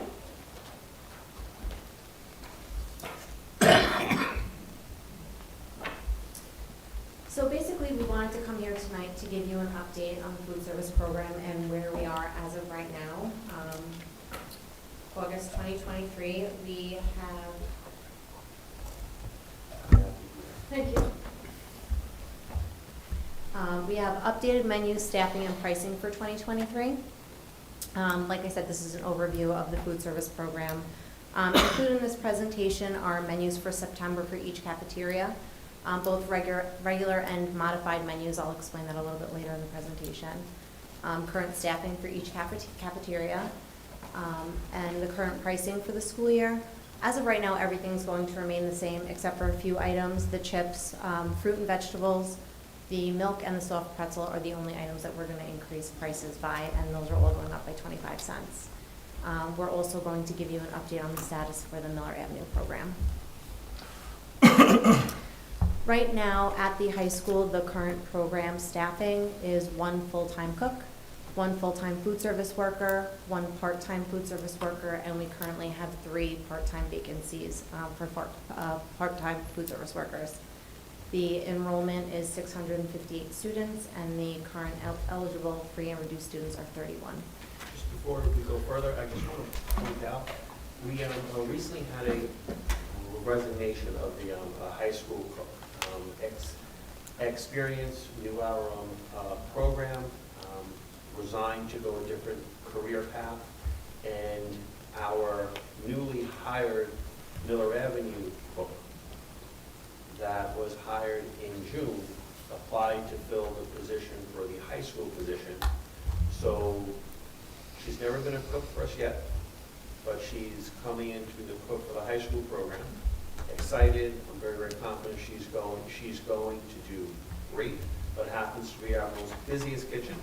So Ms. Polina will be there at the start of the school year in order to support her and support the team, because the full-time food service worker inside of the high school is also new to that position also. So we are losing 2 veterans, and we're starting with 2 very, very strong staff, and we are confident that they are going to do great. Yes, definitely. They're very excited. Here's a look at the September menu for the high school. Does anyone have any questions on the menu? We had sent them home. It's just, again, for information purposes, so that people get a flavor as to the depth of the offerings. Mr. Curry, one quick comment. I appreciate the effort put in to expand on the gluten-free options. So a noticeable change on that. There was a note, and I'm sure you'll get to it, about, I don't know if it's just reflected in September's lunch menu with the no salad available. That's under certain conditions. We're going to get there in about a couple of Okay. slides. I will go over it with you. Last question, do you do takeout? because this looks really good. It's good. Takeout, the price is double. All right, sold. Anytime we do takeout, the price is double, especially on a buffalo chicken pizza. Or wrap. What day is the wraps on there? The buffalo chicken wraps. Just a quick question on the staff, this Yes. previous slide, and the decision to move up the Miller Avenue cook. Was there any thought as far as like shuffling around the existing cooks and other buildings who are experienced with our menu and the rush, maybe Wading River or Pordell, and move them to the high school? How the actual process works is, we put the job posting up. So you don't have flexibility for You could- buildings? You could involuntarily transfer someone, but that is an option that we usually do not do. If there is a willing taker for that position that we feel is competent and capable. This particular person did do some full-time food service work for that particular building. She's an experienced food service person. She did come from a contractor, so an outside food service company that was actually providing food service for a local district. So she does have extensive experience, but it is important to not forget that we are a different level. I think she's going to do great, and I think within a couple of weeks, you won't even know the. No, yeah, and the question wasn't so much about her past experience, was just the availability to move people around from building to building if the need arises. We could have done that if no one applied for the position. I would have worked with Mr. Haywood, Miss Lena, to actually see who would have been the best fit, and I can assure you there would have been an involuntary transfer then done for that, because the high school is definitely opening the first day of school. Definitely. So right now at the middle school, the staff is 1 full-time cook, 1 full-time food service worker, 2 part-time food service workers, and we currently have 1 part-time vacancy. As of right now, the middle school staff does help with the Miller Avenue program for the free and reduced meals. They will continue to do that and help deliver the lunches for that. The student enrollment is 437, and the eligible free and reduced students is 22. Let's look at the current September menu for the middle school. Wading River Elementary, the staff is currently 1 full-time cook, 1 full-time food service worker, 2 part-time food service worker, and 1 vacant part-time food service worker. We do currently have one of the part-time food service workers out on a medical leave. She's anticipated to come back in November, hopefully sooner, but that's right now her status. The current enrollment is 434, and the eligible free and reduced students are 22. Now, one of the things to show you just how dynamic the food service is, we only found out earlier today that the second part-time food service worker is also going to have to take a leave and will not be starting the first day of school. That came to us about, I was having dinner, so maybe 4 or 5 sometime today. I haven't told Mr. Poole yet, so if he looks surprised, I apologize. But it is definitely a very dynamic environment. Why is that a challenge? Substitutes. We have a single substitute. So we are going to do our best. The cook for that building has to be inside the audience here this evening, Ms. Busco. She's going to go above and beyond in order to try to deliver the exact same menu single-handedly or than just with the food service worker. But it does get to that point where we cannot always ensure that when I am down staff, that we're going to deliver the same type of program. That's why you're going to see the next couple of slides. We actually met with Mr. Poole to come up with a modified menu. So there's going to be 2 different approaches to the modified menu just before Ms. Polino starts. There's an understanding that it takes X number of staff, both just their experience as well as the number of hours they're actually working in order to complete the full menu. But when I go down to a certain level, we do have to modify it. We do have to cut a couple of corners, reduce a couple of items, and at times The staff do not want to do that. The staff continuously want to put out the same menu, they want to work additional hours, they want to work additional time, they want to push themselves to that umpteenth limit, and some of them done that the entire school year for last school year. We are not repeating that same behavior that has been occurring going forward. We are definitely looking at preparing a process so that if people are out sick, there are 3 different ways to actually look at it. There's a full menu when there is enough staff. There is a modified menu when I have reduced staff. And the worst case scenario, if I'm down to a single full-time food service worker there, then I am down to a la carte items, no complete lunches. That is the absolute worst case when 2 people call out the night before because they fell ill. We're trying to be proactive now to tell parents, as opposed to the building leadership doing a Connect Ed message 9 p.m. the night before when someone calls out sick. So I'm certain there's going to be resistance from the food service team because they constantly want to do the best job. But it is an understanding to say it's unfair to the community to give them a level of uncertainty. So hopefully the way we are laying this structure out for the 23-24 school year, it's going to be clear to the families, the guardians, the building leadership, the food service team. So there's a little breathing space for them. So with that being said, for example, modified menus, if we were to experience a staffing shortage, it would be necessary to offer the modified menu instead of the regular menu. For example, if a full-time food service worker and a part-time food service worker were to call in, we would possibly have to modify the menu that day. Hot lunches would be modified to simplify the entrees. In some of the menus, we have more elaborate meals. The high school, we do nachos, and the same thing with with Wading River Elementary. When we have full-timers out, it's a lot harder to make meals like that because the components are just too much. So that's something we would have to replace with something a lot more simple, like a grilled cheese or chicken nuggets or something like that. The labor-intensive a la carte menu items would not be able to be offered that day. When we're baking something homemade or doing something from scratch that we're selling separately than a complete meal, that might have to be modified that day and taken off the menu because it is most important to have a complete meal served to the student. Notification of a modified menu would be sent out to parents as soon as we possibly can. In some instances, that may not be possible if we have multiple people call out the night before or the day of. So we will definitely get that out to parents as soon as we possibly can. We have had a lot of issues with our vendors not sending us proper ingredients or the supplies that we need. So if that were to happen and we needed to change to a modified menu, that might be also another reason why we wouldn't be able to notify the community as soon as possible of a modified menu.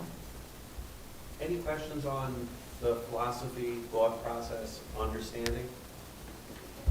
I guess, long-term, right, we're just waiting for people that could possibly fill these positions, but what else is there that's in our control?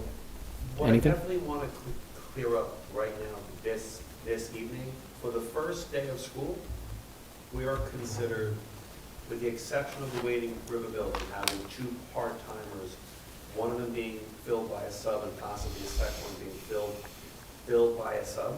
We have sufficient staffing for solid menus, traditional standard menus, no uncertainty, and even though we have we're going to get through a couple of slides from Miller Avenue, even though we do not have staff yet for the Miller Avenue program. Miller Avenue would not start the first day of school anyway. So there shouldn't be a concern. All positions, with the exception of 2 part-time positions at Wading River, are going to have their staff there for the first day of school, and a full menu will be offered. To answer your question of what else could we do, as I sat here in December, Mr. Hayward, after that December meeting, did a full court press. We did a Newsday advertisement. We went everywhere to try to find help. It was just unsuccessful. Whether it's the salary we're paying, I'm going to continue to say I need interest first for someone to tell me thank you for interviewing me for the position. but I don't want to take it because of the salary. We don't post a salary. We actually advertise the position as per collective bargaining unit contract value. The job would be a fit. Our contract is not a public contract, so they don't know the salary. So I don't think it's a salary thing. And as Mr. Haywood will confirm for us, on BOCE's online application service, almost every district has a food service opening right now. It's just not us. We have to continue to make meals that are less resource intensive in order to support a menu that we could actually do on a skeleton crew. That's really the only way, and that's why this year we tried to create the modified menu so that there's no misunderstanding that the scratch items, we're going to be reducing the amount of from scratch items if we are down staff in order to keep a reasonable understanding that those staff should not have to work an extra 20 hours a week. Can I just add, Mr. Arcuri, you said that we don't normally advertise the salary. Well, after looking at some local, other districts that we have a higher salary, this last round, I did include the salary. And we're still having, difficulty Well, finding people. Hoping to get a result from it. Okay. I know he's got a few interviews You- coming up this week, You, so. yeah, Yes, there you are. mentioned, I'm sorry, you did mention that we're at full complement, I guess, but the high school has 3 vacant part-time food services. Are we still confident that we won't have any issues with some new staff? She's gonna fill Okay. she's gonna fill 2 sets of shoes, so All right. that's how we wind up doing it. I know, I'm just curious, like, when does a modified menu become the new menu? Modified menu, it's a great question. Ms. Polino and I will tell you that. That's been a rather difference of opinion for quite some time. But what it turns out to be is each building's different. For the high school, if I only have two full-time food service workers there, that means there's no one to take money at the counter. So I have to bring someone to the front to take money. That means I have to go to a modified menu. If you take the Wading River building, I have 2 serving lines, so there's 2 ways they come in. If I'm down a single part-time worker, we could go down to a single serving line. That then has an impact on how long do the kids get to eat their lunch. Now they only have 2 minutes as opposed to 6 minutes. So depending upon the staff member, in each building could actually trigger something different. At the middle school, if the 2 part-timers are out, majority of it's pre-made in advance. They might be able to pull off a full menu. Ms. Polino's, as she's insisted to me 100 times over, I'm going to go to modified menu, never. Well, it depends upon staff. I just don't want to tell Mr. Poole at 6 a.m., send notification to the parents, I don't have someone at X building to serve food today. So I'm just trying to. Yeah, do you have the option the day of to move someone from Wading River to the high school? It's usually. Well, I mean, outside of. We do Plano, it. like, you- Yeah. We do it often, Oh. yeah, But again, that does hurt me at a different building. yeah. No, if you're saying Wading River is, I don't want to say a simpler process, and the high school is more complex, and you need someone there, I'm wondering if you have the opportunities to move people around. But please understand that would come at a serving line impact. That would come at something. Right. Because one of the things we did, I'm going to say in 2021, we generated a very large deficit at the end of that year. So then when we go back, you take the high school. The high school shows 3 part-time food service positions vacant. One of them is a position from last school year. 2 other part-time vacancies were vacant for the entire school year. That helped us operate a lot less of a deficit for the 22-23 school year. If we were at full complement, meaning if we actually had 4 part-time food service workers at the high school, we then could shuffle part-timers throughout the district much quicker, and that also goes for the middle school.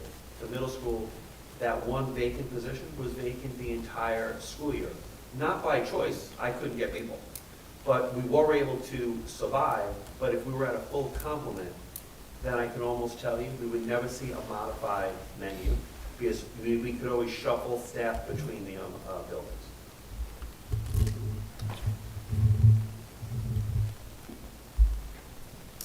So an example of the modified menu, like I was saying earlier, some of the more labor-intensive a la carte items, for example, at the high school, the homemade muffins and cookies we wouldn't be able to sell.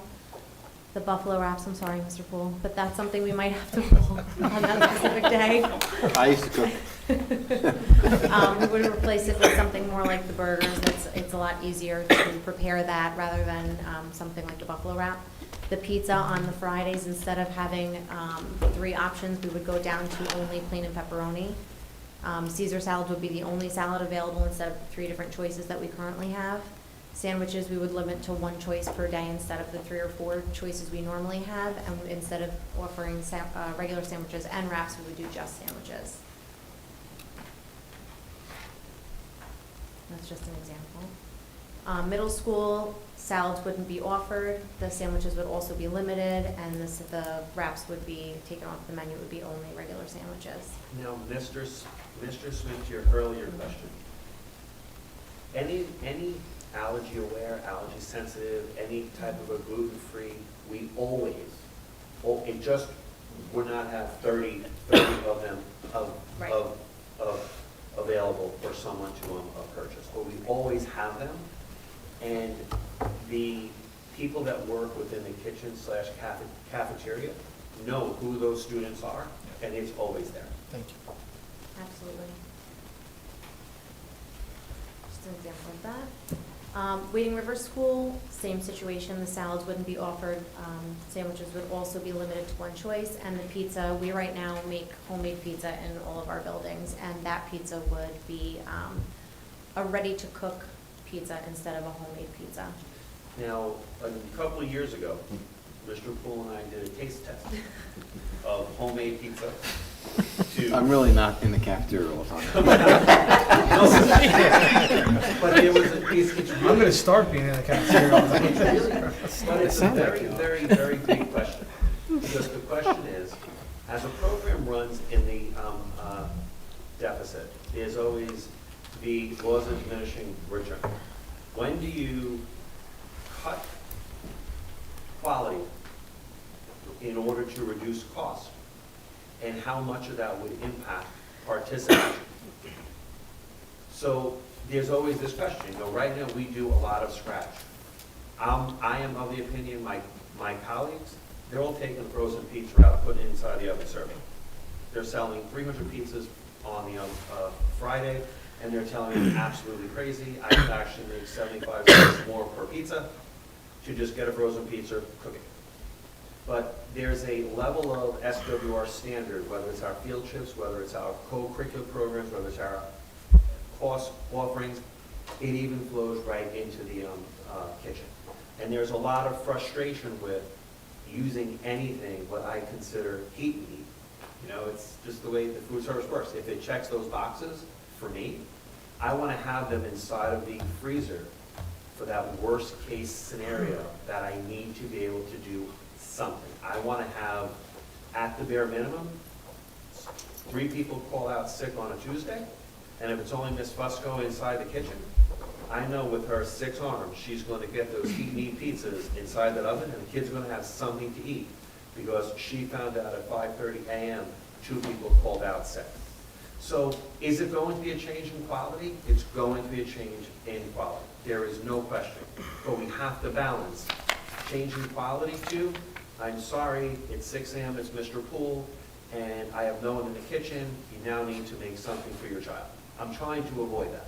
And that's really where we're trying to find a new path for 23, 24 on how best to accomplish that. What meals are we able to keep in the heat and eat category so that we have something to never have to make that telephone call.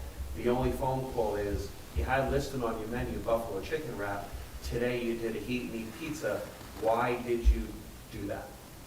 We did it because we wanted something. That is the goal.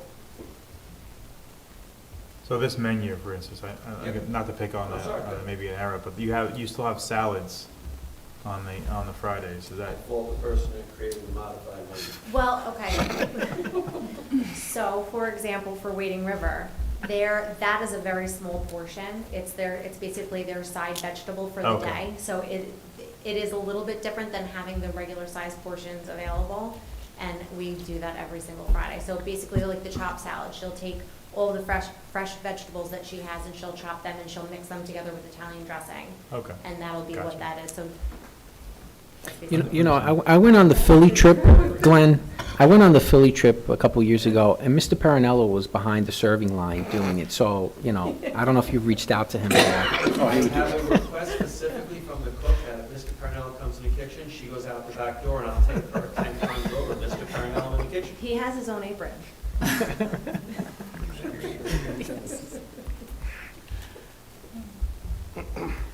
So for Miller Avenue, as of right now, all of the students that receive free and reduced lunches will be receiving meals starting on the first day of school.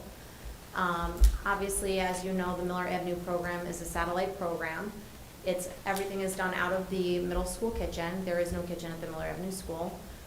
Meals will be prepared and transported to Miller Avenue where they'll be distributed to the students in the all-purpose room.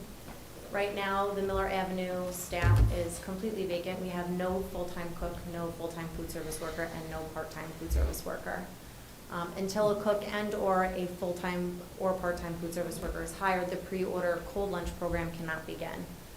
And I say that because if we did have a full-time cook or a full-time food service worker, we could at least start a cold lunch program for all students, not just free and reduced students. The enrollment's 416, and the eligible free and reduced students is 13. The middle school kitchen currently and will continue to prepare the free and reduced lunches until we do find staff for Miller Avenue. Now, let's back up to 22-23 school year. We planned on starting the year, we had a cook. We had a very good cook. Third week of August, someone again quits. They go to that person moved out of state. So that causes trickle effect, that it's a pre-order program, it's a vulnerable program, it's not a full kitchen, it's easier to cut from that particular program. We did a full court press to try to hire staff. We kept hitting stumbling blocks, a lot of phone calls with Ms. Smith, the PTO president, going back and forth, could the PTO serve food? Once COVID occurred, how food is now sold inside of the school. Let's take pizza. Pizza used to come in a nice traditional pizza box. They would open it up, put it on a plate, hand it out. Now it must come into the building individually wrapped. Suffolk County Department of Health, it's not enough. They can't wrap it, they can't package it. It's got to come from the supplier into the school in just like a In its own individual pizza box. Sbarro's box. I'm going to use for that example. So when I met with the PTO, that knocked out pizza. Okay, so let's consider bagels. We got down to bagels, we got down to tacos, we got down to chicken nuggets. Wonderful, we were able to figure out a plan, how we would actually do it. There was no one with a food manager's certificate on the PTO. Now, years earlier, the district used to offer a stipend to an SWR staff member to only get food manager's certificate. We're in the middle of the school year. That isn't something that just happens. Someone has to sit and take the course. Someone has to take the test that's available by the Suffolk County Department of Health. And I offered it to them, said we could figure it out. We will definitely work something out. Even if we were able to have a part-time food service worker, we were going to put the part-time food service worker there when the PTO was serving food. I didn't have a part-time food service worker, just served my own minds, let alone to put them at the Miller Avenue program. So the PTO met with them a number of times last school year, attended a number of PTO meetings, and shared, we can do something, you can offer food, but we have to meet Suffolk County Department of Health guidelines. It's not an option. And that's the struggle. The struggle for us right right now, do we tell the PTO, since we don't have staff, you should consider to start a program? The answer is they should consider if they want to do something, because even if we had a program, as Mr. Poole and I met last school year, we're more than willing to give them a day. In order to have a backup, give them a day if they want to use it as a fundraiser. It's not a problem for us, but they had a very hard time meeting those criteria. And it's, I'm sure if we had a kitchen at the Miller Avenue building, we wouldn't be so quick to say, let's sacrifice that program. What would we do? I don't know if it's the appeal of driving a truck in order to have a satellite program. I don't get that pulse. I don't get that feeling, because I've had staff ready and willing to do it, but I have to push them to buildings that have kitchens and cafeterias. The food handler's certificate, that's to, I know in the past when my kids were there, it was different parents volunteering for different days to pick up the bagels or pick up the chicken nuggets, whatever. Is that required still if the food is in its individual package, and it's still required? To ensure the sanitary dispensing of food. I understand for pizza, you're separating in a box, you're separating it, but. But you just make sure it is at temperature, to make sure the chicken nuggets are. So would at temp. like a Uber Eats or delivery person have that food handling certificate when they deliver my food to my house? You're taking that. I'm taking the risk, okay. You're taking the risk. Mr. Poole did make it clear for this school year that we offer, the district will cover the cost for you to take the course. The district will cover the cost for I you know, to but get your I think certification. it sounds like we're relying on volunteers 3 days a week. You're not gonna get the same person 3 days a week to hand out bagels, you know? Mr. Lewis, I get it. I understand it. I'm in the trenches trying to figure out a solution for it too. I'm limited. What about your lunch monitors? Can they be certified, and can they accept the delivery? Anyone who wants to take the test, any district employee that wants to take the test, I'm sure we could reestablish the stipend model that we had a number of years ago, where we could offer them a stipend. Anyone that, I went to the monitors last year, along with Miss Smith. I didn't go personally. She offered to take. Who's in the building that wants to take the course? It can't be a requirement. We do not have a duty statement of a position other than a food service worker Okay. working in the cafeteria that they're required to possess that certification. And we're very tight on monitors as well, part-time monitors. Don't take my It's monitor. reality. Don't take my monitor to buy for food. We had plenty of them when they were zipping up coats. That was a little pre-COVID. All of the part-time positions seem to have vaporized the staff post-COVID. It's just not us. Any other questions? This would be a sample menu when I have staff. As I had mentioned, the program would start. If we were to have a full-timer in place, it would start on the 26th of September with cold lunches. What's the date where we're making the announcement that we're not having food service at? We have interviews Thursday. What's that? We have interviews Thursday. Hopefully, I tell you that we're going to have great staff, that Mr. Hayward found fantastic people, but I don't have to answer that question. I'm hopeful. They would have to have their lunch order placed by September 14th in order to serve the food on September 26th. So I have a good solid 2 weeks. It's on the 14th. I apologize. We will have a letter this week out to families about capturing some parts of this program, when we might need a modified menu, expectations from the school year, the status of the of Miller Avenue Food Service Program. By the end of the week, we'll get something out to families.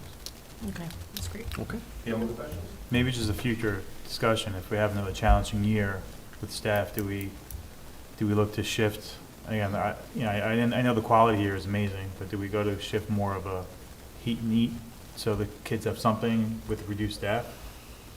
That was something the board, as a entire group in in December, asked me to go back to back to Miss Plinowick, and that's what really bred this modified menu thinking. It's going to require a shift in culture for the entire food service team, because they have held themselves in such a high standard. But we do have to consider the greater good, to basically say we might have to compromise on some of the quality, so K through 12 gets the opportunity for both hot and cold food. So we are definitely on our path to that model, because it's going to help in two ways. It's going to provide food across the district, and it's also going to reduce costs. And of course, our number one priority is always to keep the students, so whatever we need to do in order to get that done. That's So one last question. Do other districts have these, so obviously they have similar challenges, but what are their solutions? Is it modified menu? Are they outsourcing? You know, what are some of the other districts doing in these times? From my group, I have two different ends, Mike. Two different ends, Mr. Lewis. Apologize. It's when there's an outside food service company doing it, they have more leverage, they have more power. They offer sign-on bonus, they offer additional salary, but they're not paying benefits. So they have a little bit more flexibility on that. They're definitely reducing probably to a heat and eat menu. I'm very close to a colleague that also has a self-op program located inside of my hometown. That district purchased a panini station, purchased a smoothie station. For the entire school year 22-23, both stations never opened because they did not have staff. That district had their largest food service deficit because those two stations, they weren't the $5 hot lunch. If you wanted a panini, $7.75, because that's where the profit was. So not having a staff member cut into the profit makers, and now these stations are sitting idle. She's trying to recruit some of our staff here, but that district only pays benefits to a single food service worker. Everyone else inside their union contract is not available for benefits. No option to buy into health insurance, and they're still struggling to get staff. But a lot of them are cutting their quality in order to do more meals with less staff, a slimmer menu. They're not making homemade muffins. They're buying Otis Spunkmeyer muffins. And they're not as good as ours. They meet the minimum state criteria or federal meal guideline criteria, but they're not the 3 hot cookies that they're working in for every menu. Hopefully we don't have to go there. Mr. Haywood nailed it this year, hopefully. Okay. Thank you. Thank you very much. Thank you. Thank you. Thank you, Ms. If I could just add, nobody works as hard as Ms. Polina in the school district. And I don't know if you picked up or caught on during the presentation. This is somebody that's doing the ordering, the health department, the equipment, the supplies, the staffing, the schedules, all of that. Yet when we're missing somebody at the high school kitchen, we'll be at the high school kitchen at 5 o'clock to peel and slice carrots for a salad and still get everything else done. So I hope the community is listening how hard you work and how much effort and love you put into the program. So thank you. Thank you. Thank you so much. And I couldn't do it without my staff. They're amazing. They really are phenomenal. So thank you very much. I appreciate it. Thank you. Thank you. Okay, up next, approval of the August 8th, 2023 regular public meeting minutes. Can I have a motion? Katie, second Jim. Rob, you and I were out, so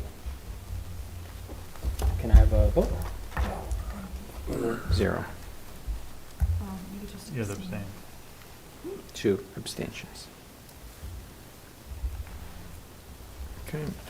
Approval of the CSE and 504 meeting summary memo dated August 16th. Can I have a motion? Katie, second Jim. Any questions, discussion? No. Can I vote? 6-0. Okay, we got quite a few. I think it's like 45 of them, right? So approval of policies for first reading. Can I have a motion? Katie? Second? Mike?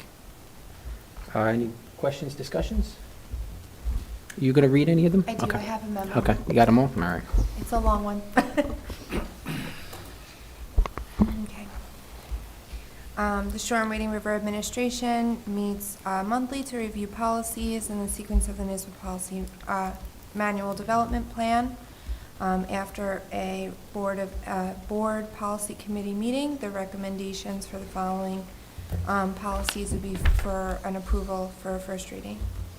Number 100, non-discrimination, anti-harassment, and equal opportunity. This is a revised policy to reflect language regarding gender identity and following New York State laws and regulations. Number 0115, student harassment and bullying prevention and intervention. This is also revised upon NISBA's recommendation to show NICEAD terminology change for the VEDAR report, which is now the SSEC report. 2210, board organizational meeting. This is revised upon NISBA's recommendation to include detail about taking the oath of office for trustees, district clerk responsibilities, and annual appointment titles. Number 2382, broadcasting and recording of board meetings. This is revised upon NISBA's recommendation to reflect language giving the opportunity to adjust devices that are obtrusive or disruptive, and also allow for unedited video recordings to serve as minutes until official written minutes are approved. Number 4315.1, aids in instruction. This is a new NISBA policy suggested for adoption. Number 4321, programs and services for students with disabilities. This was revised upon NISBA's recommendation to reflect language pertaining to the age requirement in which students with disabilities can continue to qualify for services under NICEAD law. Number 4321.3, allocation of space for special education programs. This is a new NISBA policy suggested for adoption. Number 4321.04, independent educational evaluations. This would be renumbered from District Policy 7680. The current district policy language would be kept. Number 4321.05, confidentiality, access, development, and provisions to IEPs, IESPs, and SPs. This was revised upon NISBA's recommendation to reflect language which will allow for electronic access to IEPs, IESPs, and SPs. Number 4321.09, declassification of students with disabilities. This would replace our district policy 7617, and we would adopt NISBA's policy. One sentence was added to clarify notification to parents if a child is ineligible for free appropriate education after graduation. Number 4325, academic intervention services and response to intervention. This is a new NISBA policy suggested for adoption. The title would be changed to include RTI, and there is clarification in the language pertaining to services and communications with parents. Number 4326, programs for English language learners. This would be renumbered from District Policy 8280. The district policy language would be kept, and eventually the exhibits would be added as backup. Number 4327, homebound instruction. This would replace our district policy 8450 with minor language adjustments and references made to the New York laws, regulation laws. Number 4511, textbook selection and adoption, would be renumbered from district policy 8340, and the district policy language would be kept. Number 4513, library materials selection. It would be renumbered from district policy 8320. The district policy language would be kept, as well as the addition of the NISBA's recommended language. Number 4526, computer use and instruction, which is the acceptable use policy. It would replace district policies 6411, 6470, 8340, and 7315. The language has been broadened for all users and clarified to align with district user acknowledgement and regulations. Number 4531, field trips and excursions, would be replacing district policy 8460, and the language was added pertaining to out-of-state field trips. Number 4600, guidance programs. This is a new NYSBA policy suggested for adoption. Number 4710, grading systems. This would replace district policy 5673. Miscellaneous changes include specifications regarding building principals' ability to change grades and clarification that report cards would be sent at least 3 times per year. Number 4750, promotion and retention of students.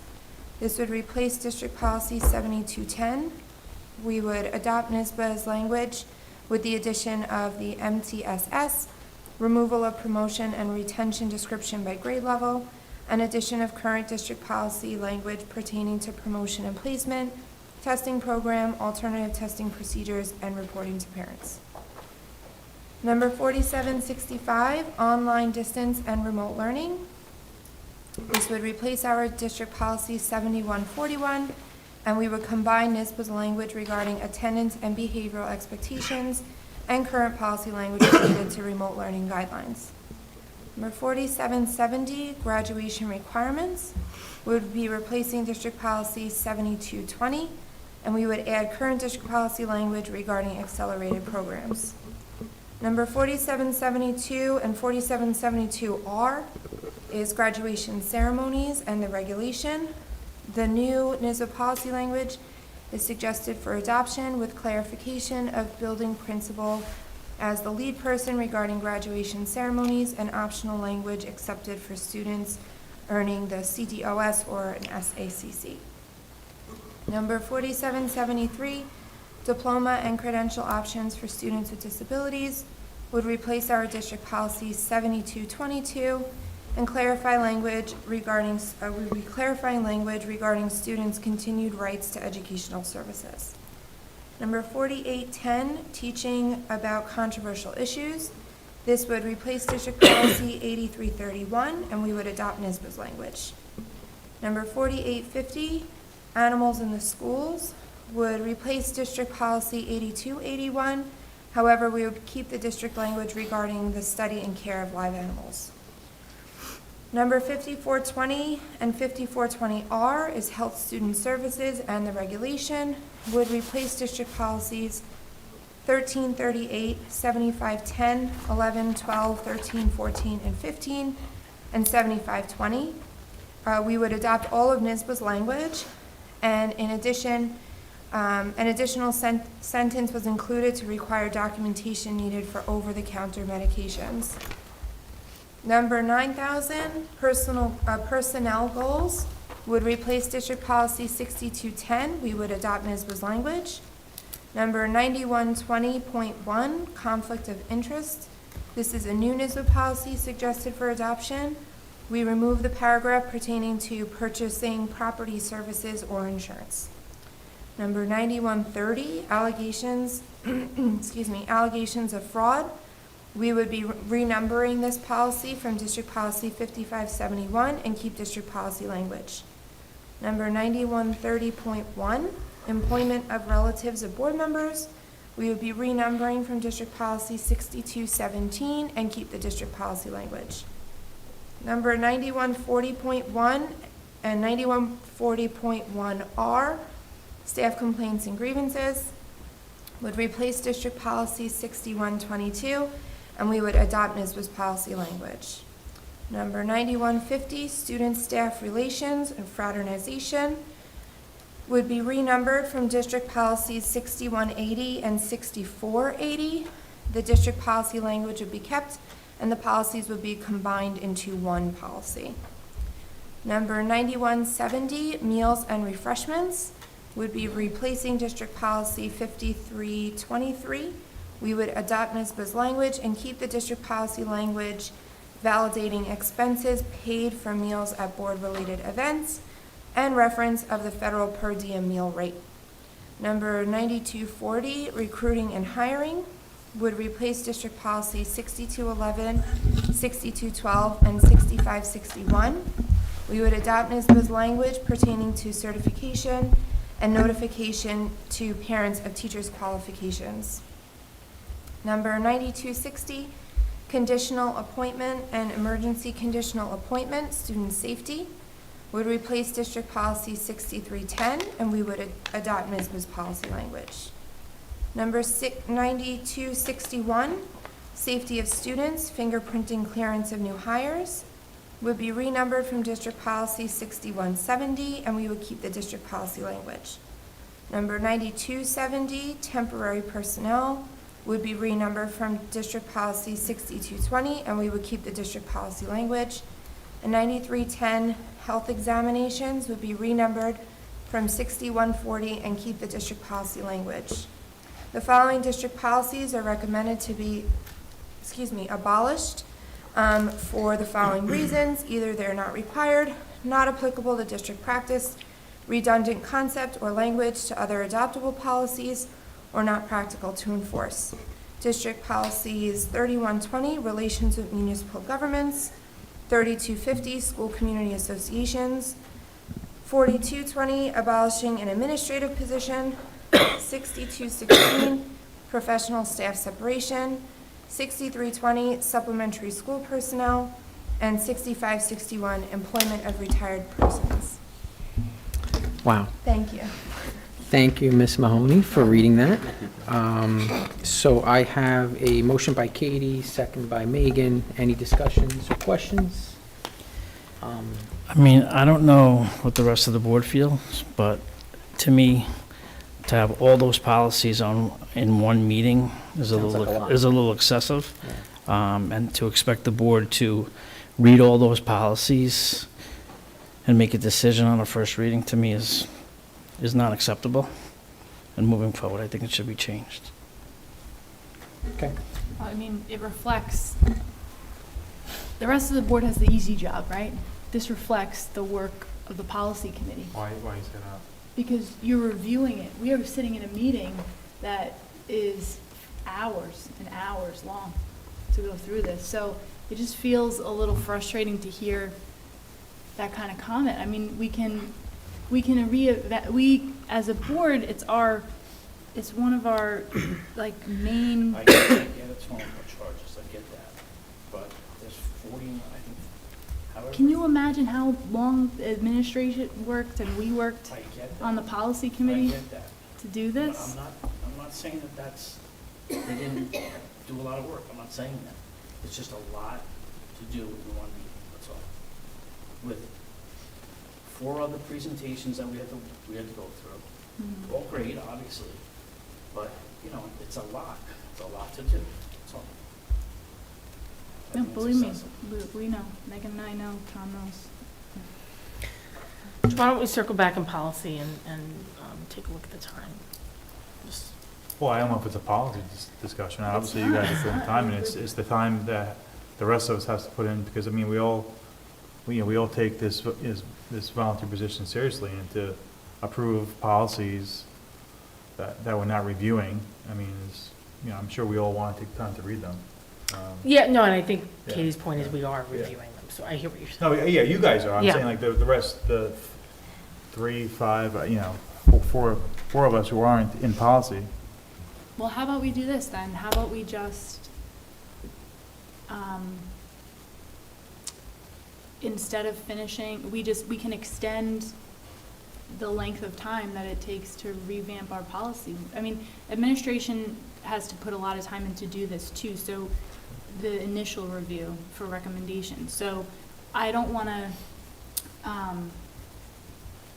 we need to decide this now, in other words, not whether we're approving this, but because they have so much, so many meetings lined up to then come with the next round of policies, you know what I mean? So if we as a board want to have a reduced amount, then we need to give them the directive to work slower. I think it's also important to point out, when you look at the changes that were made to these policies, a large majority of them are being renumbered Yeah, or so, replacing. So there's not heavy revision happening, and I think that was intentionally grouped that way. So I do think that the number of them is a lot, but If it's just a renumbering, it's a little bit different in terms of the lift. I mean, we still went over every single one. Yes. But yeah, I mean, believe me, it's less hours for us too. So if everybody wants less policies done, we just need What, to. yeah, can you just refresh my memory, the push to get all these? Is there a deadline we're looking to, So we are. to adopt all these revised policies in Yeah, in a that's timely the- manner? So the last time the entire policy manual was reviewed was in full was 2009. So we started this work, this is year 3. Typically, it's a 2-year process, and I know we were impacted by other outside factors to get this done. But to get through the manual this year would be great, and then get into a regular review where maybe we're going over 20 to 30 policies a year and not the volume that we have been. Not 48 in one night? Yeah, well, I mean, this I mean, reflects. I'll be reflects honest, I policy didn't get a committee chance to work. read them all. Yeah, This- this reflects policy committee work going back to the end of June. So this is June, July, August. So it's so piled up to get to this meeting. But But in our last policy meeting, we reviewed all of them in one meeting. I don't know if we want to have a conversation about the board president here, but, I mean, Yeah, Tom's on the committee, but I do think if we need to, at the next meeting then, we need to tell administration to pump the brakes if that's what we want as a board to do. so maybe it's wise at the next meeting to have as a discussion item, Okay. the policies, going forward. Just a suggestion. Yeah. It would be good just to have, I guess, the schedule you originally had in mind, and I guess what the impact would be. Maybe there's a recommendation you can make. sure. So the goal and the deadline is more internal created. We're not being asked by NISBA or SED No. to get this done in a timely manner where we're. This is an internal Okay. project. We were under no obligation we're under obligation to update policies on a regular basis if they reflect law. But to go through the whole policy manual is a district undertaking. Yeah, but like Katie said, there's a lot of background work that the administration's doing to present it before us, so you gotta factor that into, right, what your Yeah. schedule's gonna Yeah, sure. look like. Okay. And it's not a new goal of ours to get done, so we just need to reevaluate that goal. Okay. Thank you. Do you guys wanna table this? Do you wanna have a motion, or what do you Let's, guys why wanna don't do? why don't we wait till Tom's here? No, My I'm charge. talking about the vote for these, the first reading. Oh, I mean, I've had How do them you for a guys long feel? time, Yeah. so that's, Okay, all right. Good, all right, so let's just take a vote. All in favor? 6-0. Okay, and that's the end of those. The next set that I have are curriculum and instruction resolutions. There's 7 of those. 23-24-026 to 23-24-032. And can I have a motion to approve? Let's see, Rob, second Katie. Any questions, discussions on those? No? Okay to vote? Okay. 6-0. Up next is human resources resolutions. We have 3 of those, 23, 24, 33 through 35. Can I have a motion to approve? Jim, second Katie. Any questions, discussions? No? Okay to vote? 6-0. Business and operation resolutions, we have 6 of those tonight. 23-24-36 through 23-24-41. Can I have a motion to approve? Katie, second. Megan? Any questions, discussions? No? Okay, okay to vote?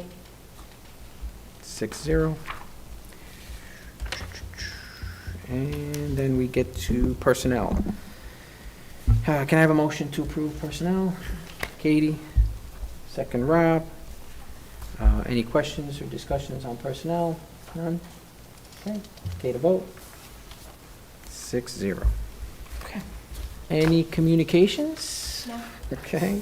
Any further discussions other than the one we just had? No? Okay. I'd like a motion to adjourn then. Katie, second. Jim, all in favor? 6-0. Thank you, everybody.